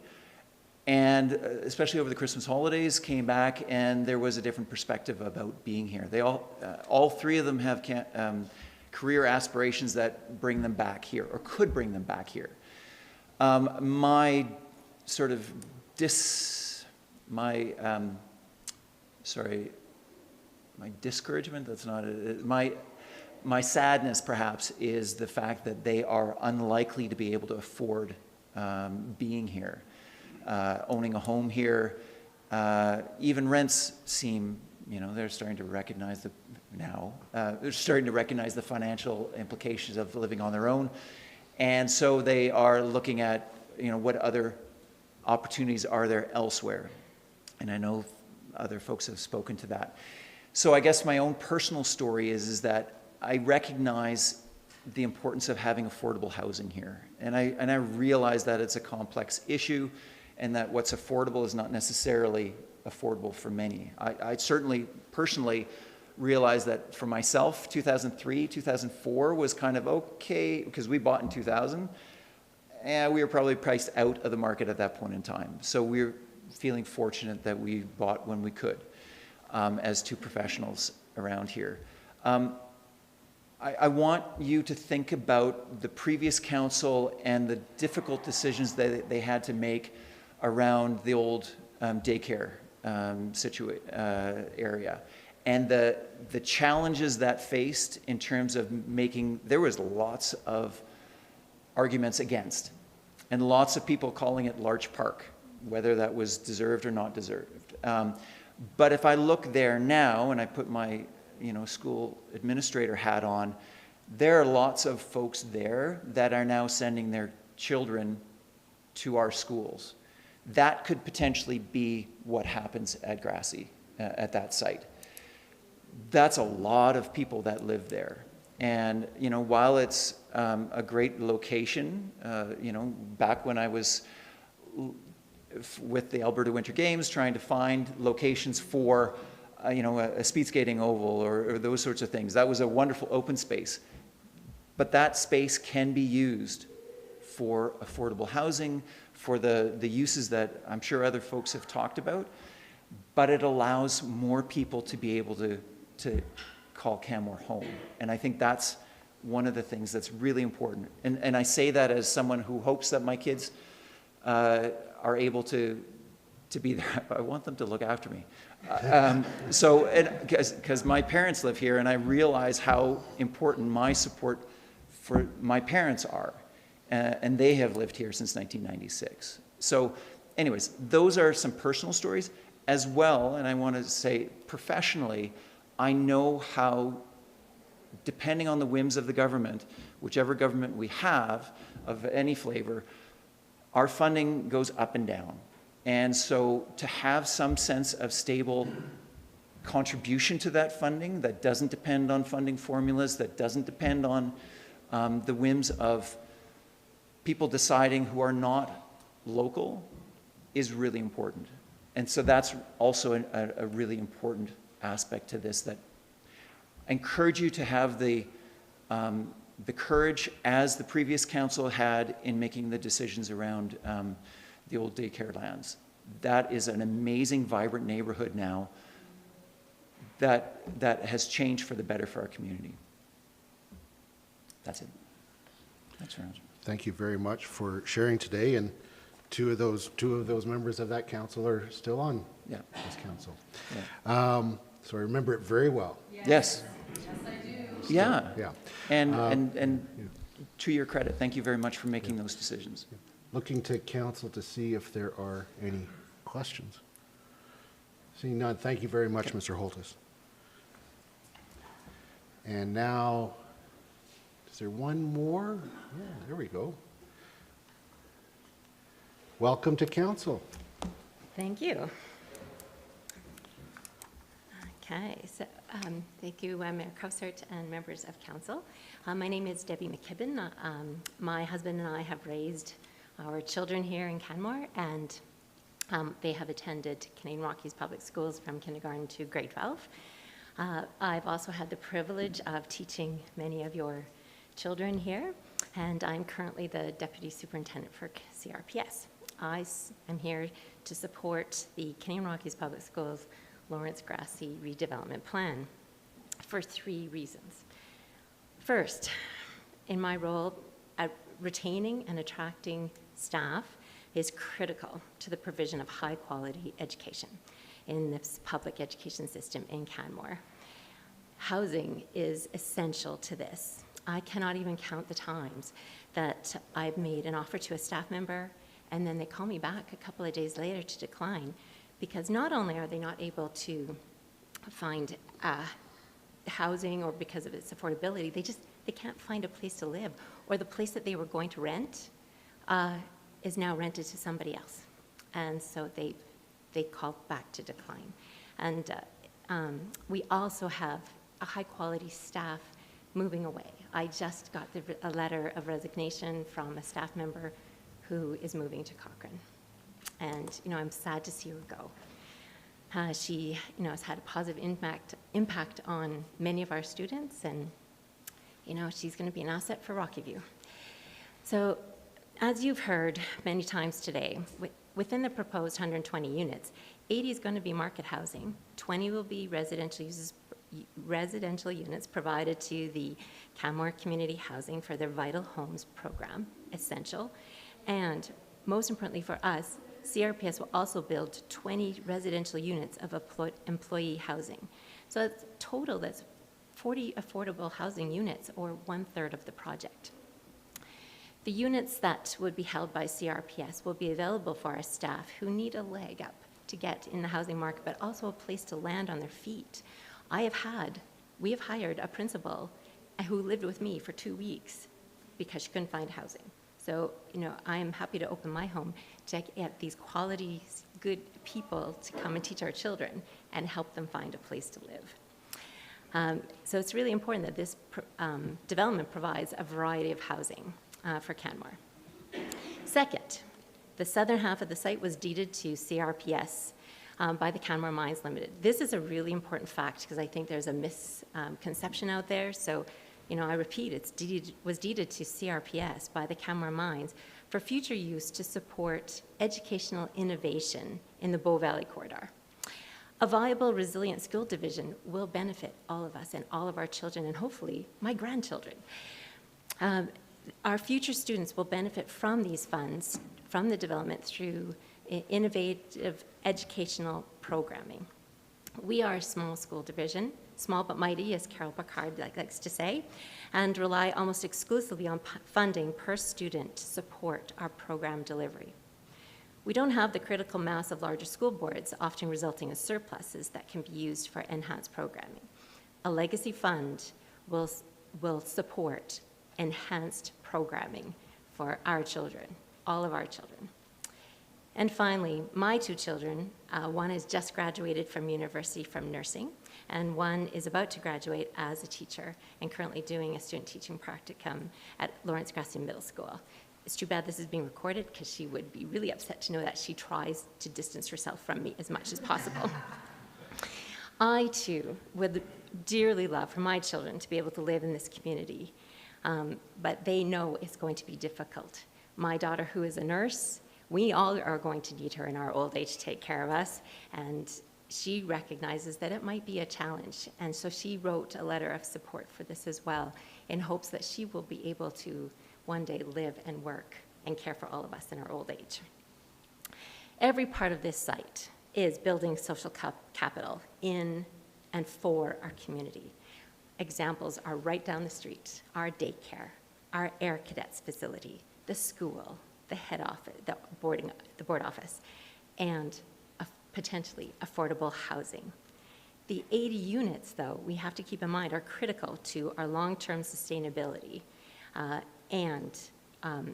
as are the 20 units of affordable housing for staff. I support this development for all the reasons mentioned above, and I urge Council to do the same by approving the CRPS LGMS ARP. Well done. I love the acronym. Thank you very much for being here, Ms. McKibben. Looking to Council to see if there are any questions. Seeing none, thank you very much for being here and sharing your perspective. Now, did I miss anyone, or did anybody that's still here want to speak that has not had a chance yet? Gone. Okay, thank you very much. So that concludes the presentation aspect of the public hearings. I will now ask Ms. Hyde to please speak to the written submissions. And there you go. Perfect, thank you. We are still receiving written submissions, so we've done our best to get everyone on the list so far. We've received probably about 130 written submissions so far. I'll show the list on the screen of everyone that we have now. We publish a record of public submissions, probably not later on today, because I think the meeting will go to the end of the day, but there'll be a full record of public submissions posted on our website tomorrow. So this is the list of those in favor. And this, I do want to mention we're live streaming as well, so there's a permanent record of this as well. And then I'll just scroll down. Tell me if you need me to stop. The next sheet. Yep. It just won't show all the names. I'll scroll. Whatever you like. Yeah. Great, and then we move down to, this is,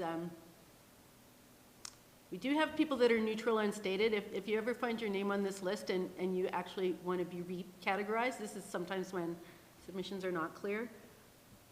And then we'll move on to those opposed. Sorry. Sorry, my technology's not perfect. All right, I'll just go slow.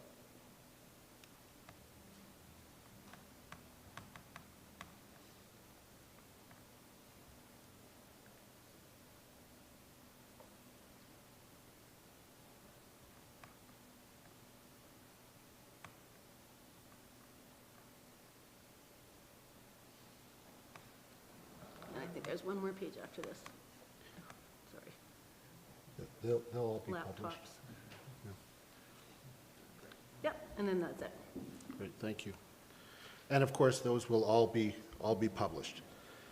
Okay, so at this point, we are going to break for lunch. It's currently 20 to 1. We're going to come back at 1:30. And at that point, we'll have questions of the applicant, followed by any comments from administration, and then questions of administration, and then we'll close the public hearing. So we're going to recess for right now until 1:30. Have a good lunch.